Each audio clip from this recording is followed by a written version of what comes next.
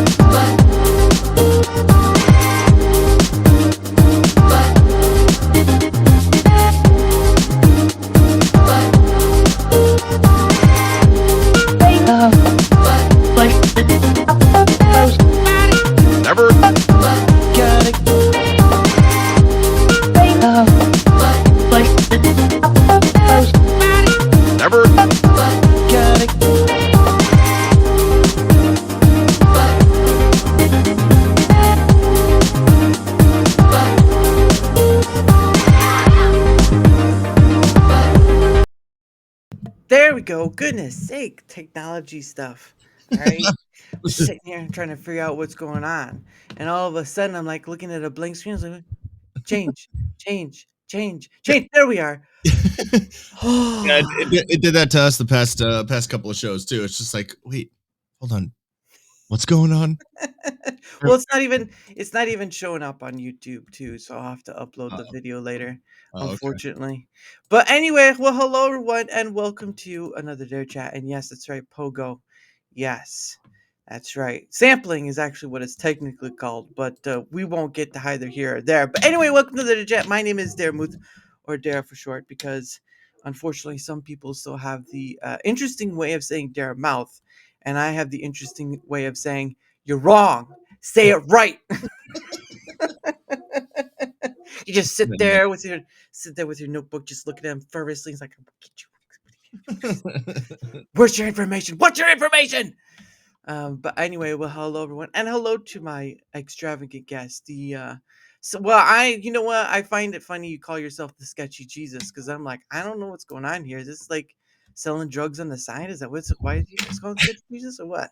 Well, I used to live in Austin, Texas, for a couple of years, and I worked on 6th Street, and yeah, I used to have long hair, like all the way down to bottom of my back, and was in metal bands and stuff, and everyone called me Jesus, and then I was like, nah, I'm like Sketchy Jesus, like, because we'll have fun, drink a lot, and turn the water into whiskey, and all that good stuff. So it just kind of stuck, and I'm trying to grow my hair back out so it kind of works. Yeah. Name again. But you're not like carrying a cross or something. So I mean, it's kind of like defeating the purpose. Look, there's Sketchy G. Oh, he has got no cross. Oh. Oh wow. Well, there must be multiple ways. There's like another guy around there carrying cars. Like, oh, Sketchy Jesus. Yep. It's like I'm over here, guys. It's a lot different than Shady Jesus. Shady and Sketchy, it's a little different. Shady is not fun. Sketchy still has a little bit of fun to it. Sketchy is sort of like the uncle you wish you like to know, but there's some stuff you don't want to know. Shady is the uncle that you don't want to know because they diddled you. That's my singer for my band. Hey, fuck you. Oh, real quick, you said we're on YouTube, right now? No, it's not even. Unfortunately, it looks like they didn't update, and it looks like it messed that up. So we're not on YouTube. So okay, cool. I just want to know because we only stream on Rumble whenever we stream. So really? Say whatever the hell I want. So well, no, you would still be able to anyway. It's just I just like don't say any of the camera words. But no, I looked through your link and it said you streamed a bunch of different places too. So we got so on Mondays and Wednesdays I do the Whiskey Capitalist. It's politics, pop culture, trending news, all that stuff. And we have a bunch of guests on Mondays.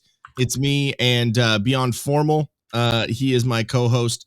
He's going to be with his last show is on Monday, and then I have to find someone else to jump on and be a co-host, or I'm just going to do it by myself and just be Garth. There you go.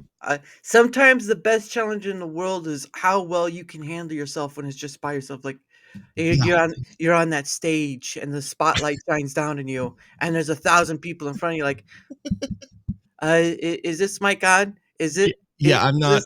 I'm not the best at it. Anyone that has watched any of our shows, anytime that co-host has had to like go to the bathroom or get a drink or something, I'm by myself. I am definitely Garth by myself. But and that's probably why I've always been best in bands. But but yeah, and then Wednesdays we have Soundboard Lord Casey is my co-host, so that's a lot of fun. And then every other Saturday, I do the Til Death Podcast, which is kind of what started the whole me getting into podcasting. It's me and my wife. Nice. We just talk about, husband and wife stuff, marriage, whatever, and then just weird stories, usually penis jokes. It's just everything a marriage should be. Right. But no, it's a lot of fun, and it's got us to, got me to meet a bunch of cool people on the internet. So, yes. No, go ahead. No, I was just gonna say even the ones behind in the back alley. That's true. Yeah, those ones are odd, but we've definitely met a couple of them. But yeah, and then also on the Til Death Podcast network. When I was doing the Til Death Podcast with my wife, audio only for a couple of years, just kind of whenever, and then I was like, oh, let me get some. Get some cameras and see if we can get this all going. And because my wife, she's not big on public speaking. She didn't like the sound of her voice on, on recording, like on a mic. So it took a minute to kind of get that going. And then once that happened, she kind of got more comfortable with it. I'm like, all right, cool. Let's do video. That took a second to convince her on too. Mm-hmm. And then, we started doing live streaming once I met Sean Cav in the chat. He was my first co-host with Whiskey Cap, and I got all three of the co-hosts in the chat. I'm Sean Cav. I want to know what the Cavs is. That stand like for calf? Like it's Cav? An abbreviation of a last name, but it just kind of works. But yeah, so he hit me up on Twitter. When it was still Twitter, and then we kind of connected and interviewed on each other's shows, and then realized we have a good back and forth. So, so we started doing our stuff, and then realized live streaming was kind of the way to go. And I don't know, it just kind of live streaming is a lot more fun. You get to interact with the chat, which sometimes can be detrimental because they like to roast you while you're live, but what are you going to do? But it's fun. And then we've just kind of built this whole thing up, and it started the Til Death Podcast Network. So, and then we found a guy named Movies America, his real name Van, but he reviews movies Sundays and Thursdays, and he's on the network as well too. So it's kind of it's kind of cool. We have a little small group just trying to build. Yeah. How long you been doing your stuff, man? Oh, well, I was gonna say, and then the coven begins later on tonight. Yeah, Make, exactly. everyone, make sure you bring your medallions and your sacrifices. Yeah, But no, I've been doing this silly thing for. Well, I first started off doing pre-recorded videos, because yeah, you could use StreamYard free. yeah. Recording videos, obviously. For those who don't know, I don't know if it's still the case or not because they changed a bunch of Yeah, stuff. you can have like a studio separate something and set it up. Yeah. So you had that, and then you had what was it? Then I used that for a while. Then of course I used OBS. At a certain point, I got OBS. Now that's a little more descriptive than I'd like to use. Yeah, OBS. it's kind of a learning curve. Yes. But but what's cool about the internet is Mm. that you can learn so much just from like that anything that I've done on lives or putting stuff on YouTube or up on the internet, putting up content or editing video or doing any like mixing and stuff like that, because the band that I was telling you about, the backstage, I that's all just self-taught. Like, oh, why this EQ or this compressor, or why do I do how do I do this thing? And you get to a certain point where you're like, okay, I don't know what's going on, and then you just YouTube, Google, fucking, Yep. how do you do this thing? And then spend an hour and a half of wormhole, and then you're like, oh, let me go back to the thing I was actually gonna do. Yeah. You do a fancy. It's I don't interrupts. Do a fancy interrupt show. Yes. But no, I use the Sorry, going back to that. I use the multi plugin on OBS. Yeah. And I did that for a while. I don't stream to anywhere else other than Rumble and YouTube. Unfortunately, Yeah. YouTube's not working right now. Yeah. So I can just oops, I am not gonna. That's not working. Yeah, but I mean, no, it's fun. Yeah, no, and I've been doing, what was it? I've been You're doing it so since. tall right now. Well, that's because you're so. Yeah, there you go. You're so close. No, it's So I was doing that. I did the OBS thing, and I think it was, and I didn't live stream till I think it was August of 2023. So it's been around a little close to 2 years. Yeah. But so I did that, and then towards the end of 2023 came Rumble Studio. Obviously, it was beta. Well, it still is beta, but I Yeah. digress. The point of the matter is, though, is that I put in the wait list. That was probably like the third or fourth wave, that finally got into the wait list thing. So I got into that, and it certainly changed a lot over time, and it has its moments, definitely. Yeah. But and then I was kind of doing. It wasn't until because I was just doing streaming with OBS with gaming and stuff. So I did Minecraft, modded Minecraft. Yeah. I can't play regular Minecraft because it's just it's too less. It's not more enough. It's too less. Yeah. Especially we can have a mod pack with Pokemon in it. I think the real winners are the modders. But so it wasn't until I think maybe November, August of that year that I started to just I asked one person doing a conversational thing because I'd went on other people's streams before one or two. It wasn't really that big of a deal. Pokecraft. Well, it's called Pixelmon is what the mod pack or mod is called. At least for what I know as.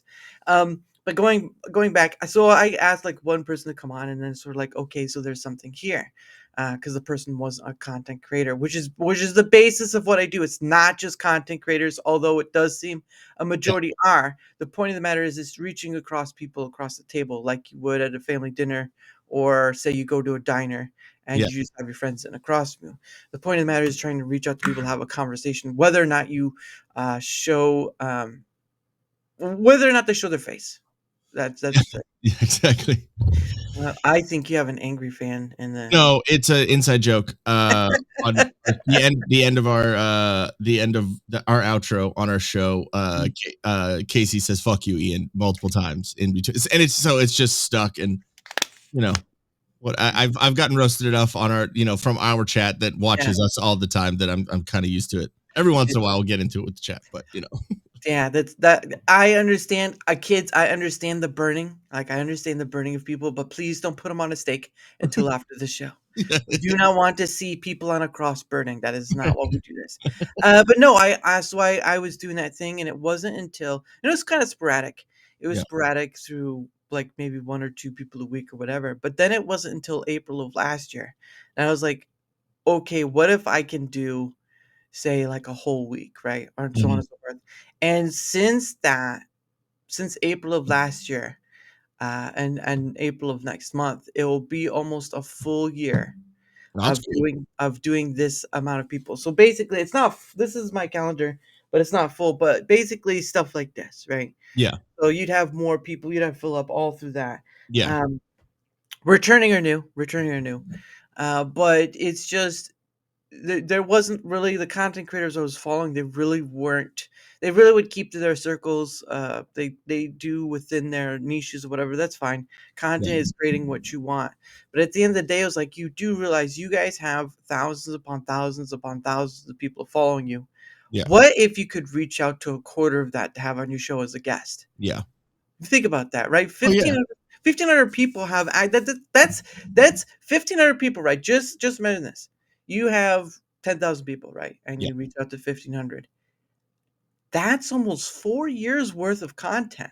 Oh yeah, exactly. And I mean, and they always say that when you reach out and you try and like promote a business or you try and do anything like that, you get 10% back. So I mean, even if you reached out to 1,500 and you got 10% of that, what's that? Yeah. 150. I'm not a math Mexican, No, but you know, like it. But it if you reach out to 150 or 150 comes back, then that's half a year. yeah.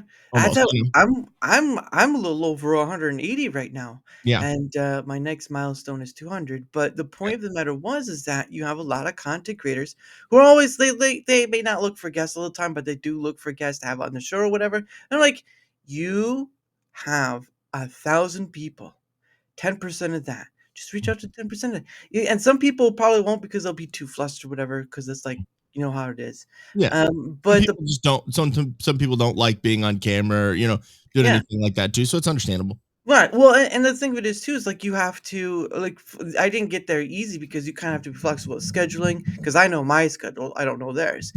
You need to be at least some two. I use the one on my app and of course the calendar I show. So I do have two.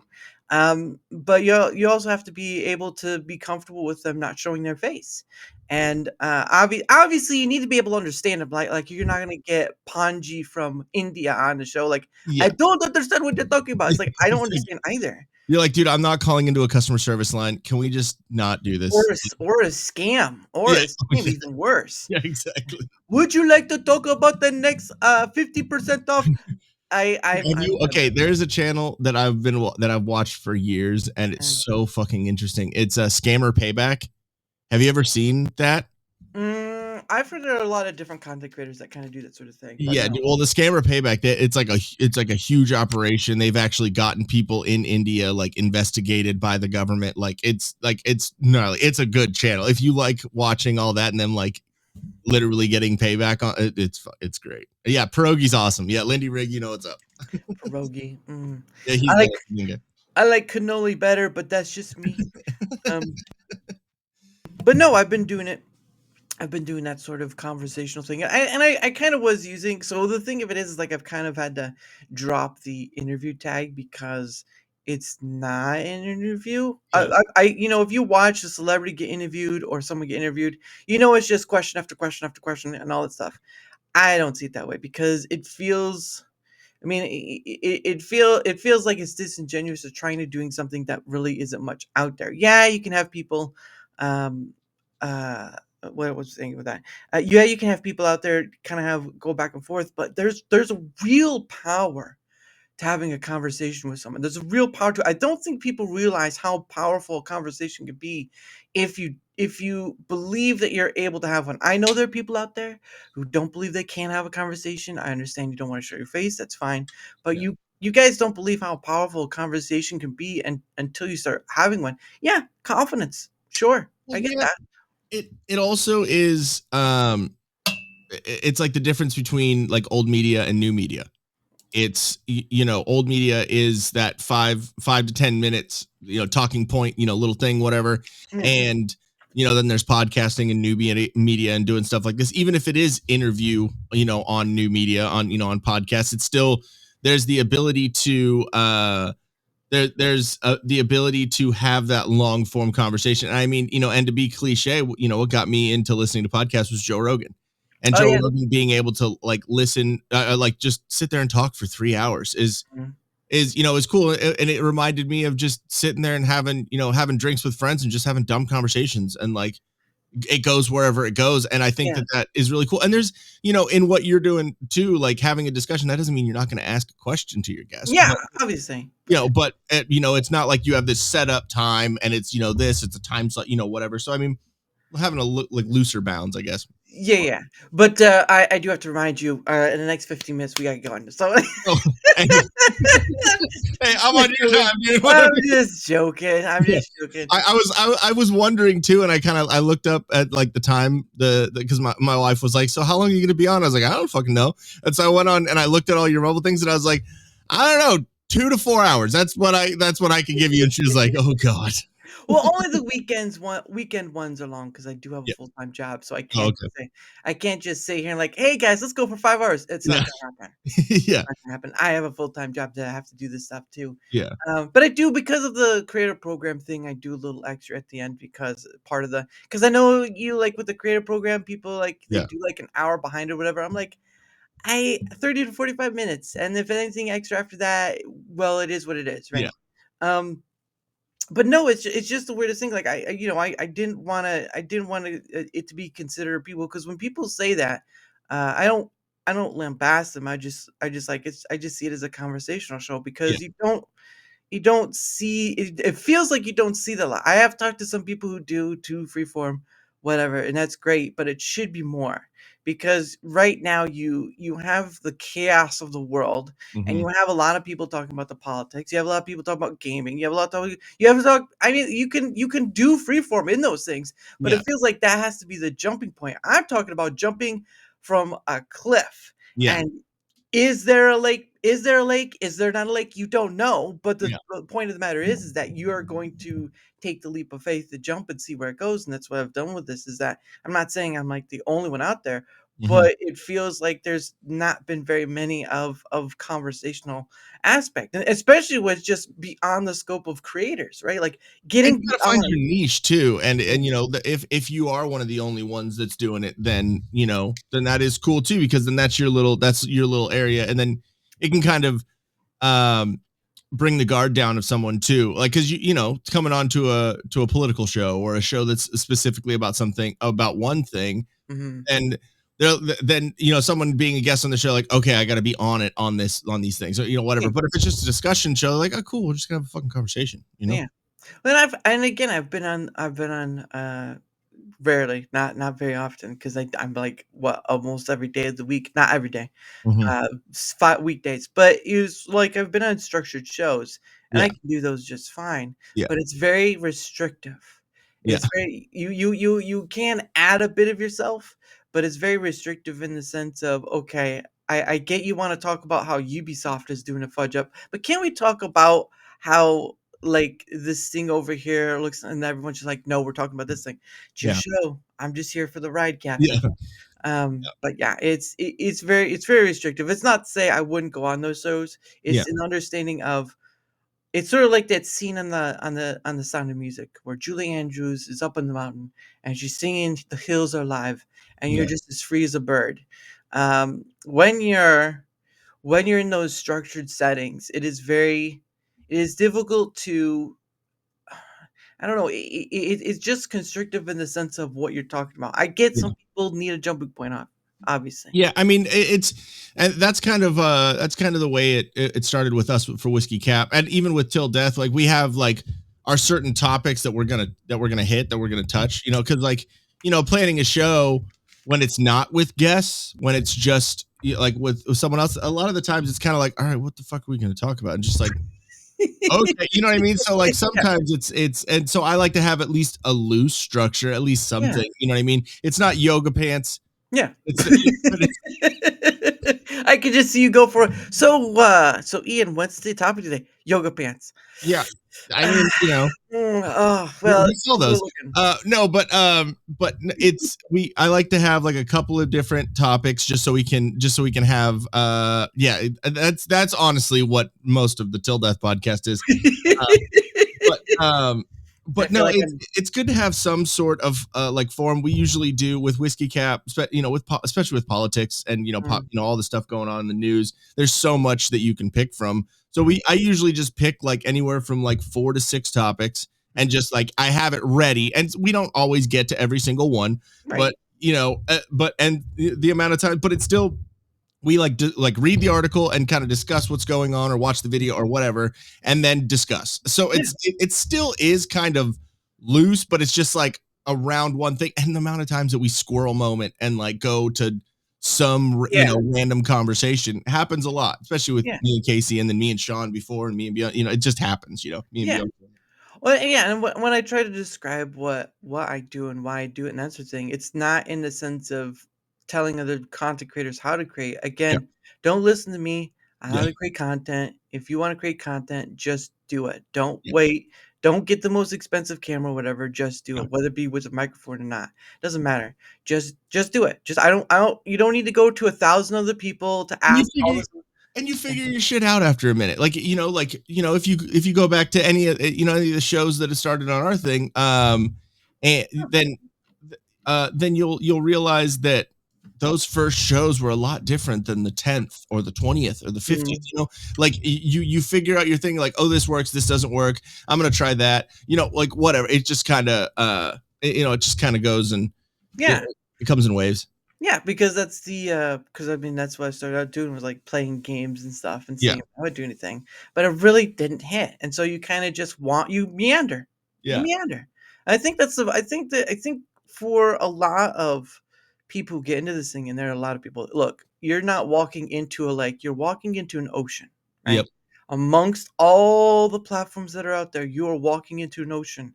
And yes, you're probably going to have, there are already a lot of people talking about certain sections of Star Trek, Star Wars, or you can talk about politics all day long. The point of the matter is, though, is why are you doing this thing? Why do you want to get into this, right?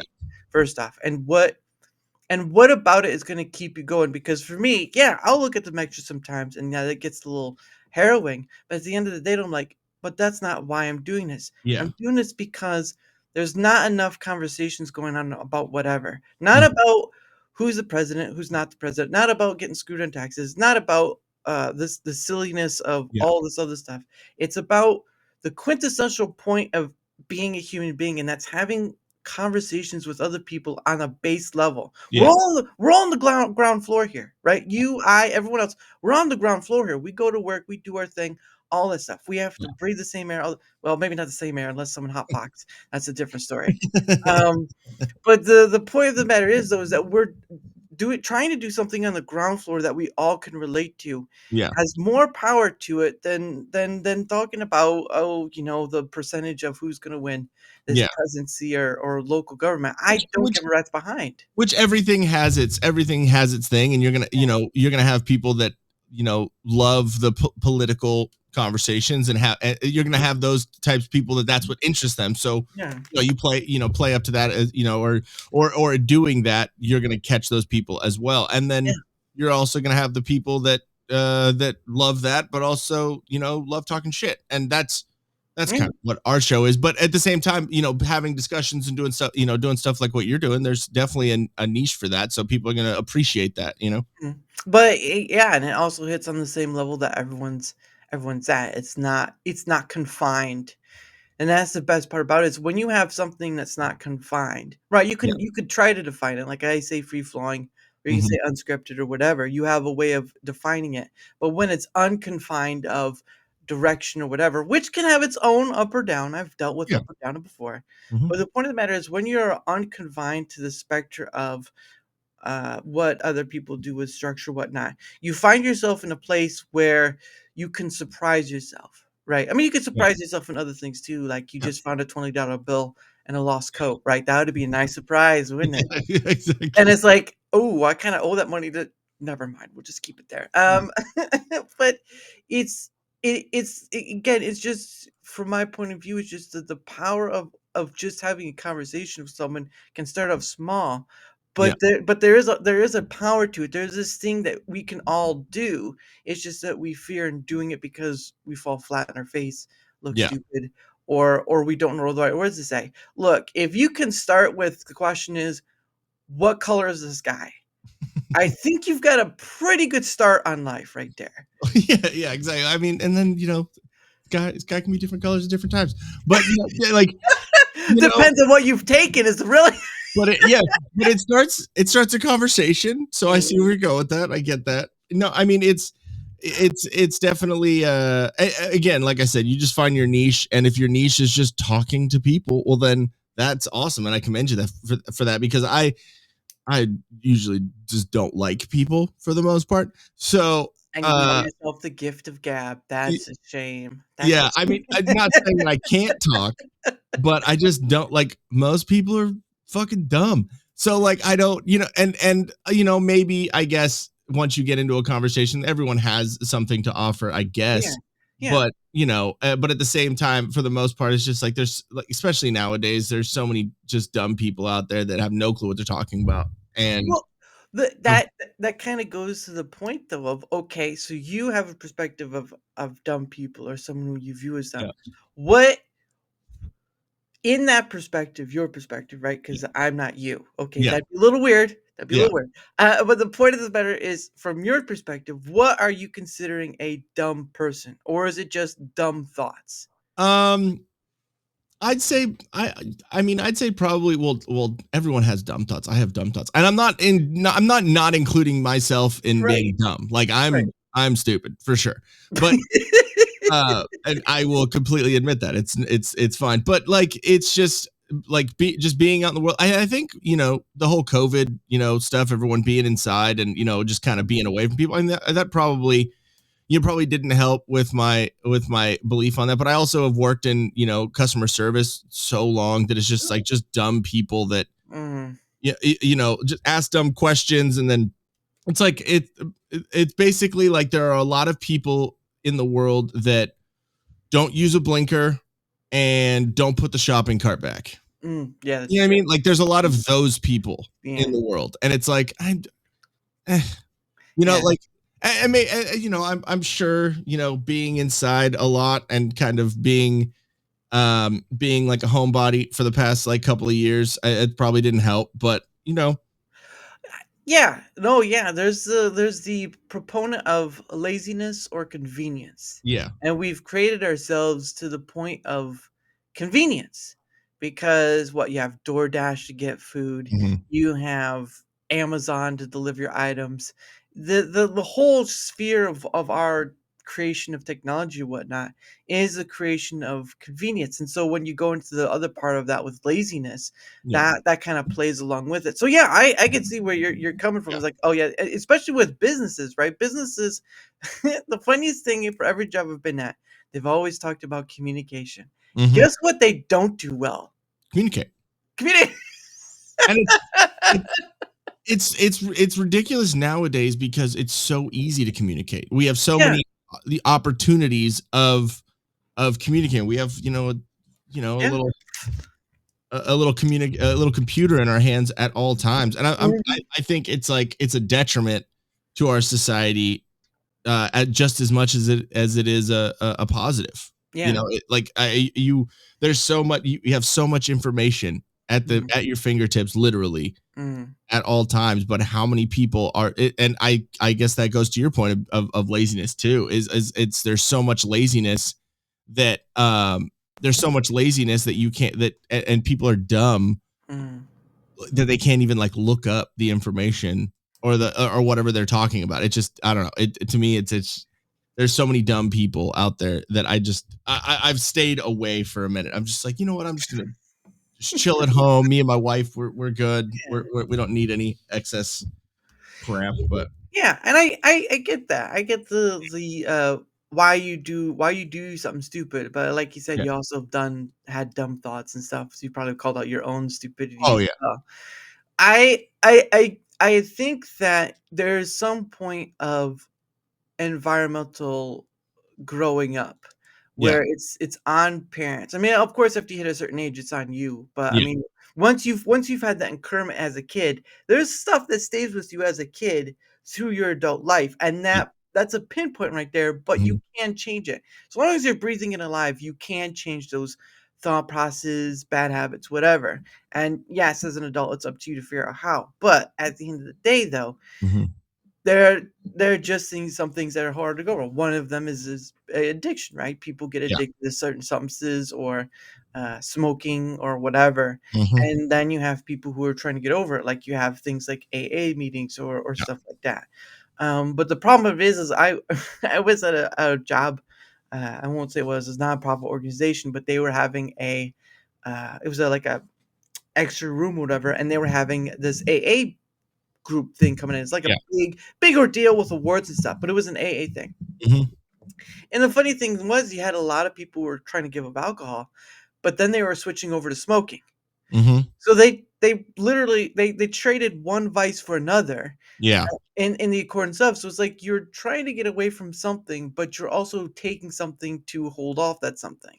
Which Yeah, is it's an addictive personality, not an addiction to a certain substance. mhm. You know, so Or yeah. you know, You gotta have that hit somewhere to some degree. So if you're gonna just take off, alcohol, which is its own detriment, and then you go to cigarettes, which are its own detriment, it's sort of like, what did you give up?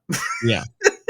Yeah, exactly, true, and I mean, so, I mean, there's different levels to different addictions, Mhm, like, mhm, you can mhm. be addicted to coffee. I'm not saying my Yeah. wife is in any way.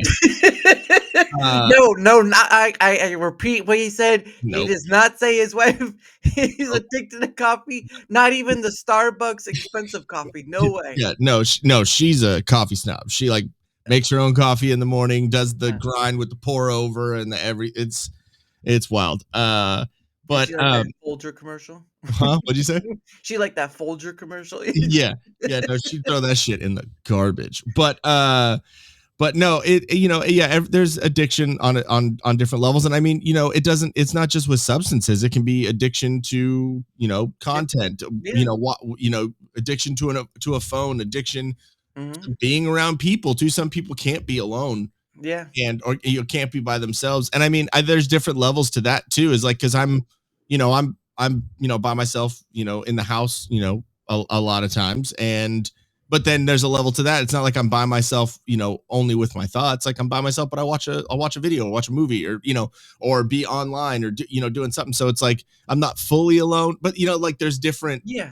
levels to it. So Yeah. I don't know. And I mean, I think with with me being kind of a homebody the last little bit, I mean, it kind of goes against it kind of it's like the opposite of what I used to do when I used to be in bands and working in bars and doing all that stuff. I was around people fucking 16 hours a day. Yeah. So like it's not it's just the exact polar opposite of that. Now I'm just like, you know what? I've had so much interaction with people. I'm gonna take some time and just kind of be by myself for a minute. Yeah. But No, and that's I mean, again, yeah, there is I step away for a few minutes and oh, look at that. Look, Sean Cave, what you did. Now she's gonna throw it back at you.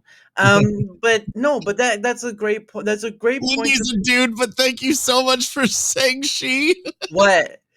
Did you? I think you just called Lindy a she, and Oh, Lindy's a dude. So oh. that's hilarious. I'm gonna use that for a year. Thank Hey, you. well, it's Lindy Riggs, so don't look at me for the name, all right? That was an honest mistake. No, Um you're good. I'm not roasting you. I'm roasting him. Don't worry.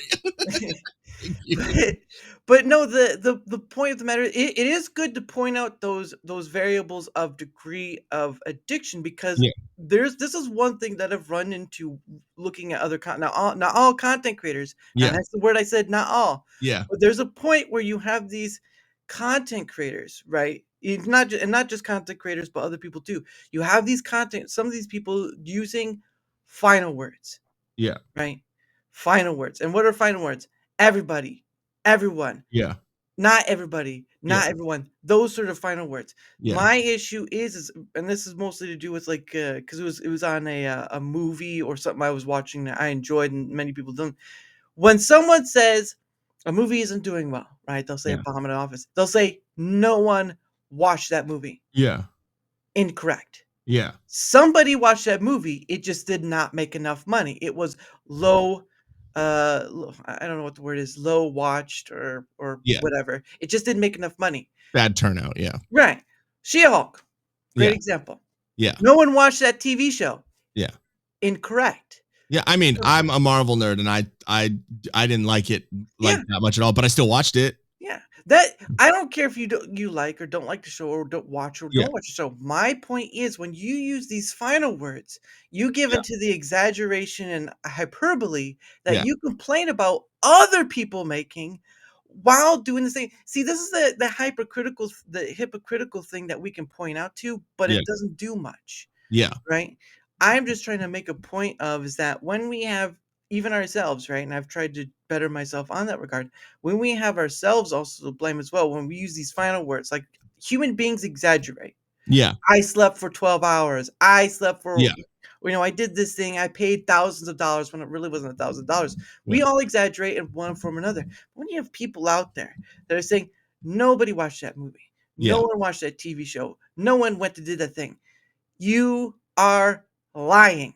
Yeah, and I think there, as a human, like you were saying, that we do, use hyperbole and we do exaggerate or generalize things like saying, like these people or that type of person or or whatever. Obviously you're not breaking down the individual, the individual cases of everything. Yeah. But I mean, using a generality sometimes can work just for ease and to explain, yes. Obviously if you're trying to make a broader point and you use we'll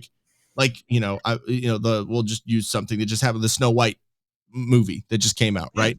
Talking about that, like saying no one watched it. I mean, in comparison to other Disney movies or other movies that have come out that have been, as hyped as that movie right was, using it in comparison, using that generality of, dude, no one watched it, like that. Yeah, I mean, everyone knows you're being hyperbolic, but at the same point, yeah, if you do break it down, yeah, it did make X amount of dollars or whatever. Yeah, but I mean, for having a $350 million budget and only making 80 million or whatever.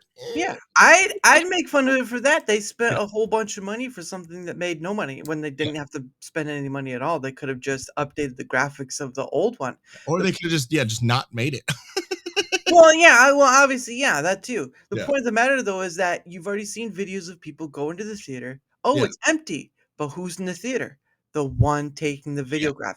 So my point in contention is this: is I'm trying to move beyond that scope of those. Yeah, we do generalize in the sense of things or whatever, but I'm trying to move past that point because we don't know. Yeah. Like you have people will say, "Oh, I know everybody will this or this." Like, how do you know everybody on that regard? Have you spoken to everyone? Yeah. Right? Or they know, or a certain group, like someone in a certain group will say, "Oh, I know all of this." Have you talked to everyone within? That's the thing that gets me is these final words is that we use them in a hyperbole sense. I get that. But my point is we also put a detriment to our own credibility when we do this, because what does it lead to? It leads to just another form of calling out hypocrisy. I was trying to think of the word. Well, I was a little lost. I had a brain fart. It's just another form of calling out hypocrisy, and calling out hypocrisy on any level really doesn't do anything. Yes, we can mock people. Yes, we can call out the dangers of things. I don't even want to try to say that word. That's too much. That's too much. Hypocrisy. I just went with Hip Hop Anonymous. Hip Hop Anonymous, or whatever that one song from Flight of the Conchords. But it's just it begins to put a detriment on your credibility as an individual, because how do you know it's not no one? How do you know it's everybody? And there's also a difference between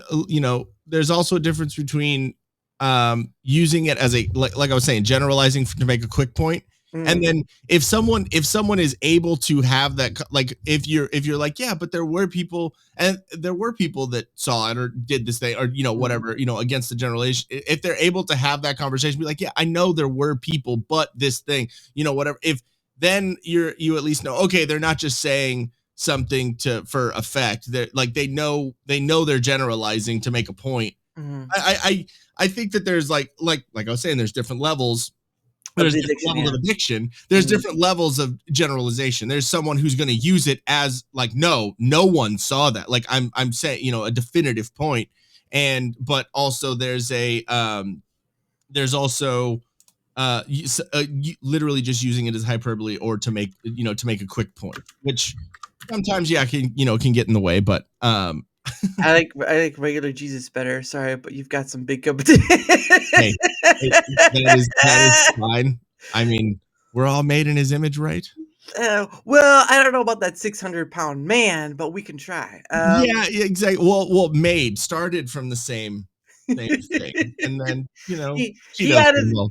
he added a little more clay than people should have gotten if you catch my draft. But Yeah, no, I get that. We yeah. all have our It's levels. just conversationally, you know what I mean? Yeah. It's just like back in like Shakespeare spoken fucking poetry. You know what I mean? Yeah, exactly. Or Rosie O'Donnell.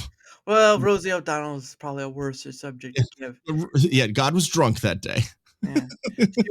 She wasn't born that fat. Well, maybe she was. Who knows? You And never know. and neuro, that's fine. Just give me the deets later. But no, that's just one of the hangups because again, it's something I'm trying to change in my own personal stance because because for me, it's sort of like that thing between a white lie and just a lie, right? Like there Yeah, was exactly. the Corns one's like, oh, if you were the Nazi thing, if you were hunted by Nazis and you had Anfric near your thing, would you tell the Nazis where you would? If they ask you if there's someone up in the attic, would you white lie to protect someone? And so that's the big differential thing between a lie and a white lie because you could point and say both are still a lie, but one saves. But she wasn't. I was there. I don't want to know how you were there. I don't want to know. But it's just, it just. Were you knocking on the door? Is that were you knocking on the door to find her? Is that what's going on? Hello, we are in. Hello, is a little girl in there? Hello. Are you hiding the Jews? Hello, our frisbee came through your window and we are trying to get it back. Can we please have our frisbee back? Yeah. I can go all day with that one. But no, it's just something I kept saying, and it's like, do I really want to be that person? Because again, it does tend to lend itself to being in this sort of back and forth calling out of hypocrisy. Yeah. And people get information wrong. That's true. Oh yeah. Right? People get information wrong, or like with the internet, right? You take this thing you see directly and you say, this is the information that is, but that information could be wrong after a period of time, right? You have to let it digest and stuff. But it's just one of those things where there's also accountability too. Yeah, accountability as well, right? Yeah, if you're able to be accountable for if you do get something wrong, or or whatnot, or for what you say, if what you say actually is wrong, and it's not just someone got their feelings hurt because they don't like because words are violence evidently nowadays. But you know what I mean? Like if you at least can have just me guys, I'm gonna Garth out. No, I mean if you can have accountability for when you're wrong. Yeah, OBS sometimes does that too. It's weird. I'm not OBS. I'm direct line into. So it's okay. just my somewhat wrong with my camera. But anyway, continue. Yeah, no, it's accountability is kryptonite nowadays, and if you're able to be accountable, like, hey, I was wrong, or hey, whatever, hey, sorry, did that, and sometimes one of the big things is just because you're accountable for something, or you apologize for something, which I think a lot of people have a big problem with, is just apologizing, because if you apologize, then that other person won, and it's not really that. I mean, if you're able to apologize, then that makes you grow as a person too. And if you there's a difference for, like, I'm sorry, everything I said or everything I did was wrong, but there's also a difference between, like, hey man, like, I'm sorry for the way I went about, like, I still believe what I do, I still believe the thing, but I could have went about it a different way, I could have reacted a different way to to a thing. Whiskey Pete's got all the dad jokes. Love it. But I think that is something as a society that we probably should be better at, is being accountable for your actions, because that that right there, it there's a respect level. Like anytime, if someone does something wrong, wrongs me, or says something wrong towards me, is kind of a dick or whatever, then if they're able to be like, hey, sorry, man, even just that, it's like, I don't know what it is about that phrase to me. Like it at least is like, okay, well, there's at least some, like that person was like aware, right, that how they walk around the world, and how, that something might not have been good, but I don't know. Yeah. No, and I get that part too. It's just for me, it's just quandary of being human, right? Because of Yeah, all the different stuff. And again, there's all these variables. Like we'd like to point. There are certain things where we like to point to just like one thing being the fault of things. yeah, But what we don't see are the other threads surrounding that one section. Like we'd like to say, oh, the school system failed our kids. yeah, Well, you have parents, you yeah, have the government on that part, you have the school systems, you have the teachers, you have all these different threads that lead to the all this one point you're focusing yeah, on. You'll blame that point, but you won't look at the other. And again, parent, if you have a kid in school, right, like public school, because that's what I think a majority of people do. yeah, Um, Parents need to understand is that you had a kid for a reason, yeah, or maybe not a reason. There's two different sides this can go. yeah, yeah, But you now have a responsibility for this, and whether it's the education or whatnot. Of course, yeah, you could blame different things on your government, whatever, but still the government is dependent on you in many different ways either. The point of the matter is, though, is that being a parent means you hold a responsibility that, whether you're chosen or not, you have had decided upon, yeah. on the I mean, situation. that, yeah, like you said, there are different things you can blame. You can blame the parents for not being responsible enough with their kids, or not being involved in their kids' life. Of course. I mean, I don't have kids, so I can't speak from that Yeah, yeah, exact spot. But I just because I don't have kids doesn't mean I can't see the situation, or yeah, kind of discuss it. Whatever. yeah, I hate this. Like, you're not this, so you can't talk about thing. Like, yeah, fuck off. Like, whatever. I can talk about whatever the hell I want. right. Um, but uh, but Tell your effing kid to get off my lawn. yeah, yeah, definitely. But no, and you can blame that, but you can also blame. So you can blame the parents because they are responsible for their kid, right? Mhm, But then you can also blame the school system because they are saying that they are, that you can trust us with your child, right? mhm, So you could say that, but then you can also say, blame the parents again for trusting the government to, or the Department of Education or whatever, mhm. trusting the school system to um teach your kid right, or to basically raise your kid for five Yeah, days a week, yeah, so I mean, it can go back and forth. Like, because of this thing you can blame this, because of that thing you can blame the other thing. Like, there's so many different, I mean, you could blame parents for how they raise their kids, or the lack of raising their kids because they decided to run out on them, like, there's so many different things that you can blame. But I mean, I do think that I do think that there is a big thing on when the government or the education system is saying, you can trust us to raise, to teach your kid. You can trust us with your kid for so many hours of the day, and then they kind of go back on that, or they do things to kind of break that trust. I mhm. do think that there is a big responsibility on their part as well. You know, Sorry. no, you're good. Hey, we're on YouTube. I see that. Nice. Well, no, it's up there. I'm still able to chat with the chat center. Oh, okay, It's cool. not. Sorry. Oh, you're good. Sorry about that. Oh, no big deal. Uh, Rumble Studio is not working. Or Neurodivergent one. Yes, I do. Rumble Studio did not show the stream over. I Ah, agree. man, I get spell right. I agree with Whiskey Pete. They should bring back gym and shop glasses. I mean, there's a trade. There's like a skill that can be learned from shop classes and stuff like that too. Which, it's, I don't know. Do they even have like home ec or like Yeah, that kind of stuff in school anymore? you'd think. That would be something to keep. I mean, Steve's class was one of the funnest classes that I ever had when I was in high school. yeah. I mean, home ec teaches a lot of. Nope, it's all gone. Yeah, it definitely is. It Just teaches a basics. never went to Scott. Hey, look, you know what? I get you like to be a waiter, but no, I'm just joking. Yeah, no, I mean, I never went to college either, and I never graduated high school. I just decided I was going to sandwich making 101 required for all given. I think it's just innate. I think it's like it's not that's a nature, not a nurture thing. Yeah, that's more of like, will she make you sandwiches? The real question. See, then there's the philosophical.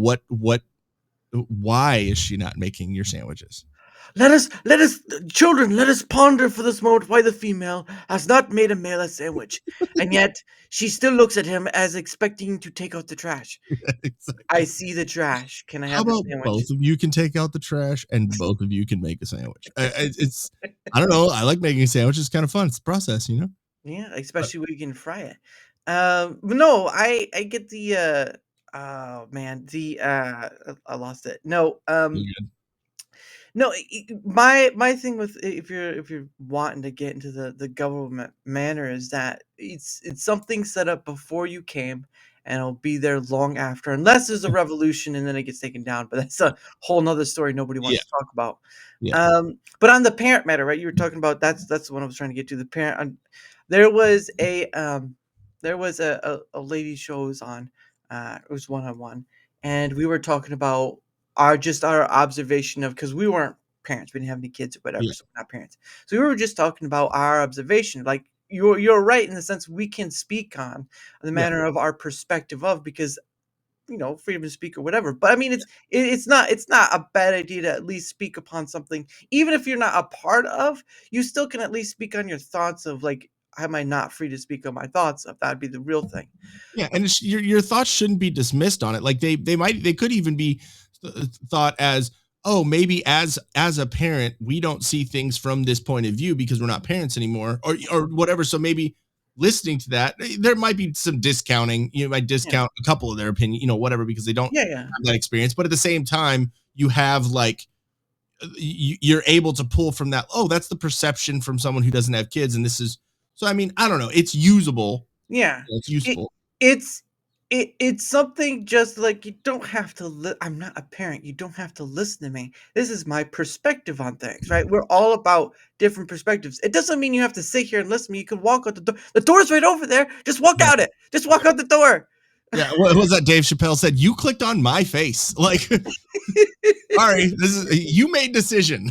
Yeah, but when we were kind of discussing, I can't remember what it was about, but we were discussing something, and one of her mods, because it was on YouTube, and they have that like little wrench thing that Yeah, their mod, was sort of getting a little fussy because we were discussing things we weren't, and again throughout this whole conversation, we're saying I'm not a parent, yeah, but looking on this perspective, all this stuff. So she, of course, the person lost their modding power, whatever, because whatever. But it's like when you are to a point where you can't have discussion that yes, I have stated many times before, I am not a parent, so I'm coming at this from a different perspective, yeah, but also stating you don't have to listen to me. You're the parent, you're the one with the kid. This is yeah. just my perspective. How more grandiose can I get? Do I need a neon sign that says I'm not parent? I'm telling you I'm not parent. And there's also exactly. And there's also a thing like, okay, so is nothing I'm saying valid? Like, Mhm. so if I'm making it,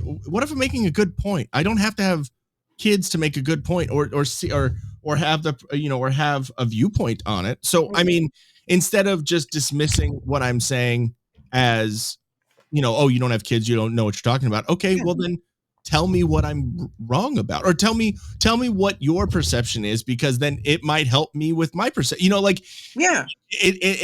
we're in such a gotcha culture too, where it's like, Yeah. oh, I just want to, and I'm not saying that I don't, that I don't like to roast people, and don't like to Oh, whatever. But at the same oh, time, when having a serious conversation, like, yeah. no, let that person know where they're wrong, because it might help them out in their life when they do become kids, or do become parents or whatever, And it also should be stated too that you don't have to, in a sense, point out where they're wrong either, because if you're having someone who's talking about kids and a matter of parenting and all this stuff, Yeah. and they're not a parent, you can easily walk away and have nothing to do with it as well. There are many options, and then, but again, it comes to point coming back to what you were saying. Yeah. It begins a process of conversation. Where it leads, you don't know. But if it's going to lead to the detriment of being civil towards one another on a conversation level, then just walk away. It's Yeah. all about walking away. It's social media. You could turn off the phone. You can delete the app. You could do all Yeah. that stuff. And in person, you can walk. Now, if they have a gun or something,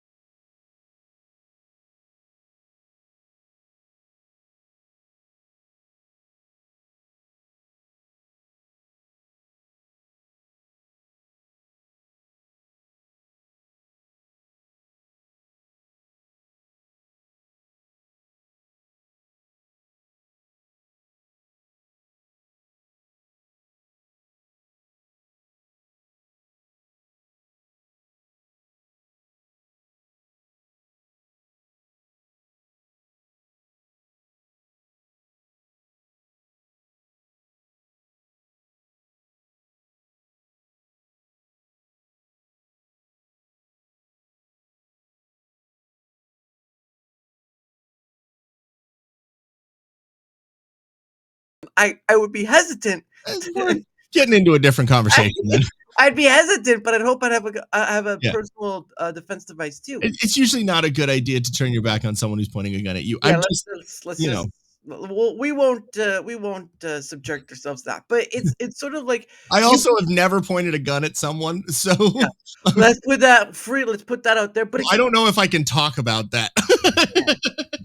but the thing of it is, like, how powerful would it be if you do get in that situation and you do in that conversation and it ends up to leading something better, and beside the point, you've now have this newfound relationship with people that, yes, you Yeah. aren't parent, they're parent, but guess what? You are now friends with these people, and Yeah. that starts something in itself. See, there are things where this could be a positive outcome that has nothing completely to do with being a parent at all. Yeah. But the point of the matter is that you're two different perspectives coming at two different things. And yes, I could point something out at you. And yes, you can call me a retard. But at the end of the day, though, the point of the matter is being able to discuss the matters at hand, whether you're not in the situation, because again, we come to the situation like suicide, right? We Yeah. come to a situation where some of us are not in that situation. We don't understand the thought process or the mind process or whatever. But at the end of the day, though, you have people who have a pain of sort, who feel like they're not being understood, whether it be the friends or whatever. You have a wide variety of space of not being understood, and it leads to all sorts of things. But the point Yeah. of the matter is you want to be able to have that open door to where if that person comes to you and has a discussion of, you're hoping that at least show a glimmer of light, not Mhm. in the sense of like the generic, like, oh, you should stay alive because so and so. You Yeah. need I need people understanding this. As long as you're alive, you have the ability to change Yeah. something before. I When think you I think everyone's had thoughts like that. I think everyone's gone through points in their life. I definitely have, Mhm. when I was younger and stuff. And so it just it, it there's different ways to deal with it. There's the tough love. There's the, like, hey, buck up. Everyone goes through life. You know what I mean? Yeah. Like, everyone goes through life. Everyone goes through ups and downs, and this is just one of the downs. And there's plenty of people with the downs. But The system is down. there's also, also having empathy. But I think empathy can be, can be used as a weapon, and it can be negative Yeah. at some point too, because some people can be so empathetic Mhm. that you take away from the actual reality of a situation. And if you go just based on feelings with any situation, Yeah. then you can, like, okay, I know you feel this way, but that doesn't mean that is reality, or that's what's happening. So let's look at what's actually happening and then try and deal with that. Yeah.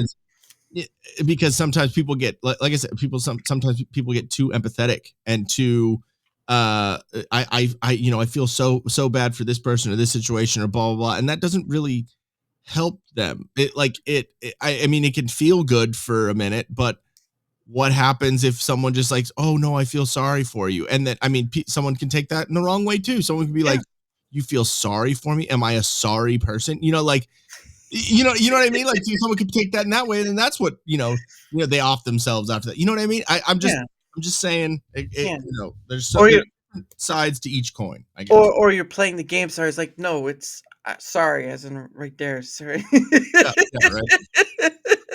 Right. But anyway, it is the top of the hour. So what happens is that I set aside some time for us to promote ourselves, because some content creators, they do like the beginning of the show or the end of the show, or they do it like sporadically throughout, depending on. But I sort of do it at the top of the hour because it's sort of like a timekeeper, if you will, and it also gives us a break in between, because then it shows like, oh, we did an hour. I didn't notice that. But anyway, I did put your on both ends, but I'll have to do that later. I did put your link to your other links down below. But if you want to sell yourself, but not like that, the floor is yours. Like I was saying kind of at the beginning, I do every Monday and Wednesday, the Whiskey Capitalist podcast is trending news and politics and pop culture. It's at 8 p.m. Eastern, every, like I said, Mondays and Wednesdays. And then on every other Saturday at 5 p.m. Eastern, I do the Til Death Podcast with my wife, and it's usually just random stories. Also, my wife eats paleo and eats healthy and clean. So a lot of stuff that, talking about, especially with, all the stuff that's going out with, RFK Jr. trying to get stuff out of fluoride out of the water, and, like all the, dyes and everything. And those, I guess West Virginia just had a bill that just went through saying that they got rid of like 7 or 8 of the different dyes, like red 30, yellow 6, or and like a bunch of those things. So like going over topics like that, and then there's also just weird stuff we find on the internet. So that's a lot of fun. Just check that out. And then I also do like audio and video production. I have my own little home studio. Nice. And we just I've been a musician since I was about 8 years old. I've been playing guitar, and I toured from probably the ages of like 17 or 18 until, I don't know, 6-7 years ago. When I got married, and not saying that marriage ends all that, but I just didn't want to. I found, a lot of people will say that, but I found my person, and I didn't want to be away from my person for like 3-4 months, being on a tour. So that's honestly one of the other reasons why I got into doing podcasting, because like I still wanted to, be creative and, put art or put myself out into the world. I was like, how can I still do that, but involve my person? So like, I was like, oh, let's just do a podcast. That sounds fun. And so we started doing that. But I've just recently, I've had a little band project thing that I wanted. I actually started as with musicians in a band, and a couple of different times. Like I've had the band name since 2011. And the singer that I have in right now, who made the comment earlier in the show about Gay Jesus, but he was actually the singer originally, and then just didn't work out. It kind of fell through. Joined another band, yada yada, came back and started the band up again with actual members. We were looking to be signed. We had a bunch of stuff going on, and then we just it just didn't work out again. I moved back out to California, where I'm at right now, and tried to do it with different members. And then I just realized, I'm just going to do this by myself. And I put out a single in 2018, where it was, I did the drum program, recorded the bass, recorded the guitars, and actually did vocals on it. And so it's just, again, I had my own little thing. And then that was going back to like, I had no clue what I was doing. And I'm like, all right, cool. Why do I do this? How do I do this thing? I got to learn Pro Tools and, all that. And then put it out. And I mean, for it being my first like solo release, I'm pretty happy with it. Now that I've learned a lot more, I'm like, God damn, that could have been so much better. You and many other musicians. Yeah, exactly. I wish I could go back, but yeah. So it's a band called Hero and Me, and it because I'm a big comic book and like superhero nerd, Nice. and yeah, the band name, like I said, in 2011 was just made as the band name. I thought it was a cool band name, and then I used to smoke and sell a lot of weed, so weed had a lot to do with the concept. But it's and I'm thankful for it. Don't smoke anymore now, but I'm glad I did. But so it's basically like it's a concept band. It's a concept like thing. Like there's so many bands or artists that have like a concept song or a concept album or something like that. But this is an actual full band concept that this first record that we're releasing, it's actually coming out May 30th. We finally have a release date. Nice. Is a full story where basically so to be short story long, it is so back in the 60s during the space race. I wanted to start with something that actually like came from reality and then kind of branch off that. So back in the 60s during the space race, there were the Gemini missions. And what I wanted to do is kind of play off of that. So what I said is that the US sent out a secret mission, like a covert mission to and there was like a little pod with 5 different capsules of information about our way of life and our world and everything like that, and just sent out into the universe to say something to anyone, talk to aliens, whatever. And then nothing was heard from it for 50, 60 years. And then me and band members or whoever, there's 5 of us in that storyline. Or five characters in the storyline are just out in the middle of the field drinking, whatever, having fun.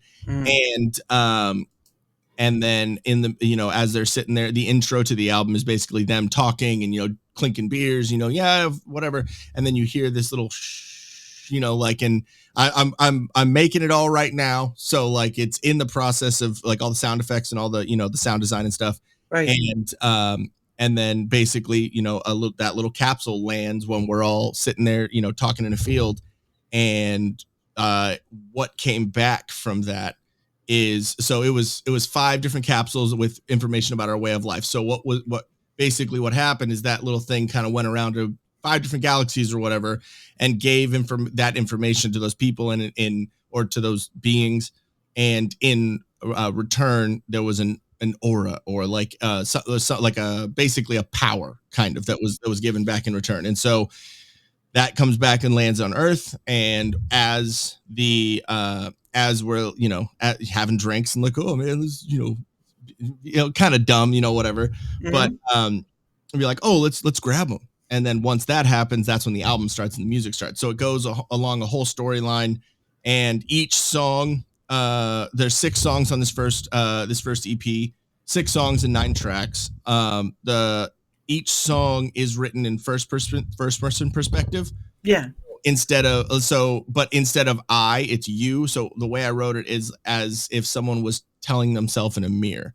And so the first 5 songs are first person perspective. So it's like, but it gradually, it goes from like, basically you're a shit person to like, oh, let's get it kind of grows over becoming a better person. And then the 6th song is called Bring Hell to Earth. And it's basically in we perspective. So it's like, bring hell to earth, and we'll still stand strong. So it's kind of like coming together and being like being the Avengers or fucking whatever.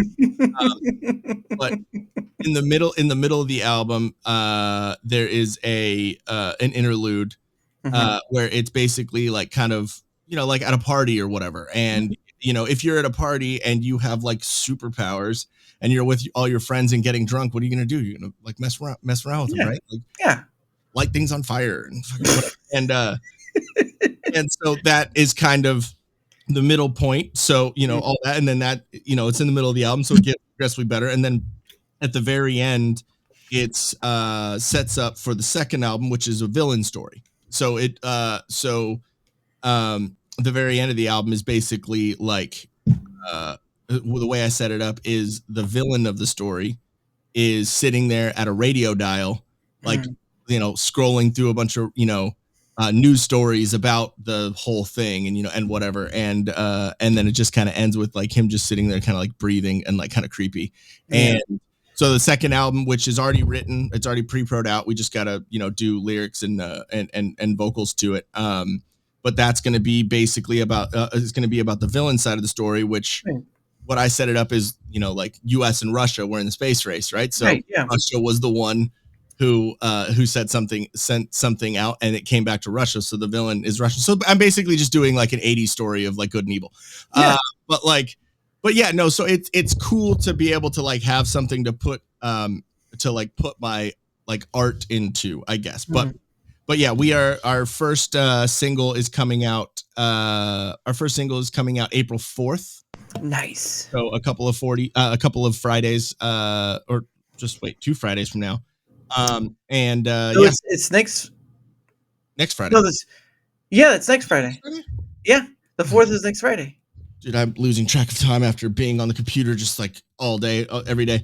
But yeah, no, it's a lot of fun. It's metal. It's like metalcore, like like heavy stuff. So I mean, if you're into angry music, then you should check it out. It's called Hero and Me. But I'll throw the link in the chat here real quick. Yeah. And of course, again, like I said, if you want to see that stuff or more, his link is down below on both ends. It will be on both ends. I'll have to re-upload for the YouTube side. But there you go, right there. He's got it. Yeah. Hero and Me. Yes. I thought it almost said like heroin in me, but that was a little.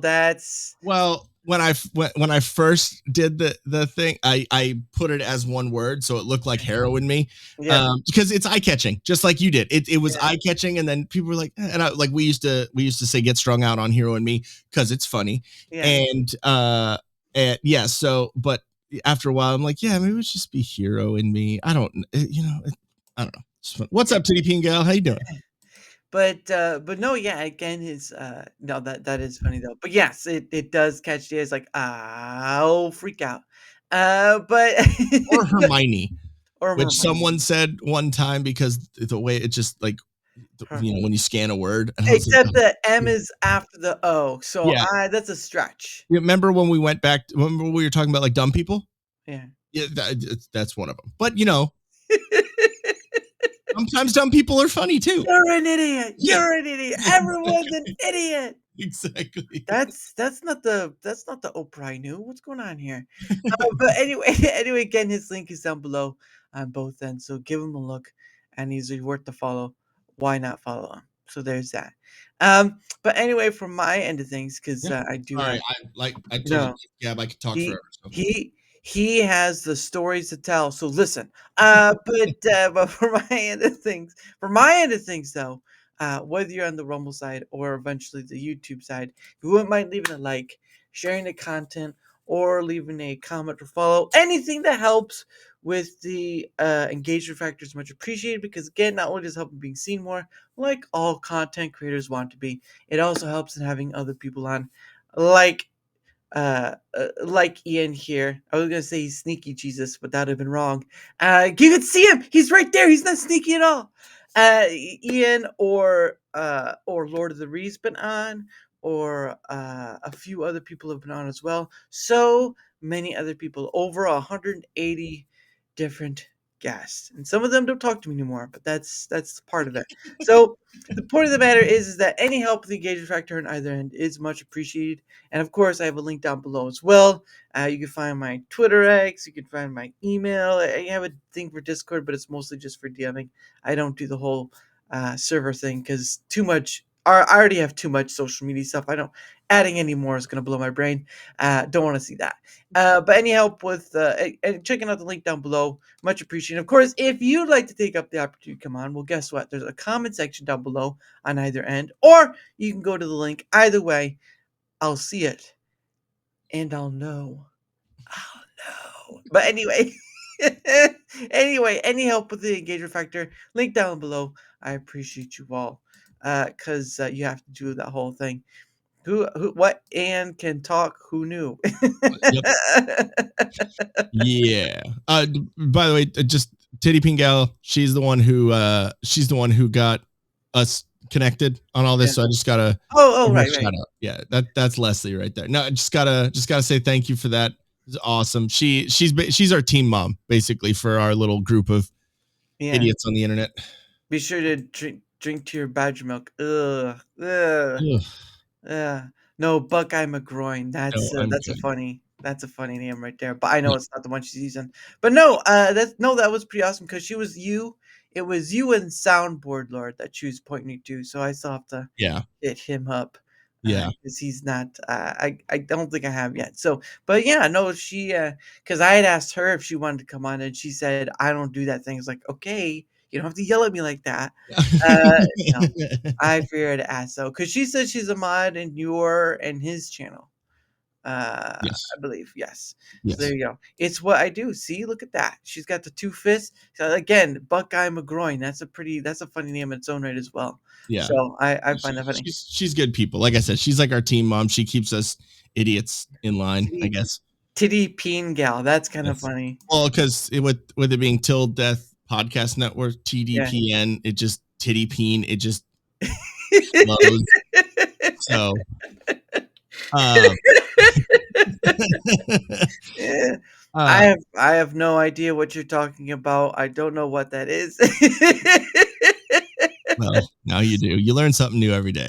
That's right. A little hero in you will do just fine, Whiskey Pete. You need a little hero. That is definitely a joke that has been said many times. It's good. No, I appreciate it though. Thanks, Whiskey Pete. If you want to check it out, we're gonna have more stuff soon. We got, like I said, we got a single coming out on April 4th, our second single coming out May 2nd, and then our full album coming out May 30th. So gonna be a lot of fun. It's gonna be awesome. There's a few things I'll clue you in the Discord. Oh yeah, sure. Let me know. I have some days still open in April. Yeah, I haven't even written down so like I have the first. Well, let's see. I gotta look at my actual calendar because I haven't written down any other calendar. I have like maybe the first 2 weeks. Nope, no, that's March. Nope. I have probably the first 2 weeks of April filled. Well, actually, the first 3 weeks, to be honest. Nice. But the thing of it is, I still have to go cold call or cold DM or Yep. whatever, and that's always the fun part. But I mean, it's like people who follow other people. I ask people who don't even follow anyone, and I just someone random out of the blue. I ask people who aren't content creators. I ask people who are VTubers. I've asked. I've had so much of a variety of people. Again, it goes back to the conversational thing. It's like there's opportunity to have there. It's just are people willing to take it up? Because like I understand the scariness and maybe anxiety or whatever, but Yeah. just I want you all to close your eyes and just imagine the possibility. You go on a show, not some famous person, whatever. I'm not like Yeah. nerdrotic or whatever, Yeah. but I'm opening up a door to something that could lead to somewhere else, and you don't even know it. Yeah. Question is, will you take up the opportunity to at least try? Yeah, because I mean that person that you had on the show, maybe they aren't a content creator or anything like that. It's just someone that follows you or whatever, and they come on the show and they're like, "Hey, I can actually like do this. Like, hey, maybe I'm gonna start a show because I can actually be online." And you just inspired someone to actually like, make their content and do their stuff, and that's cool.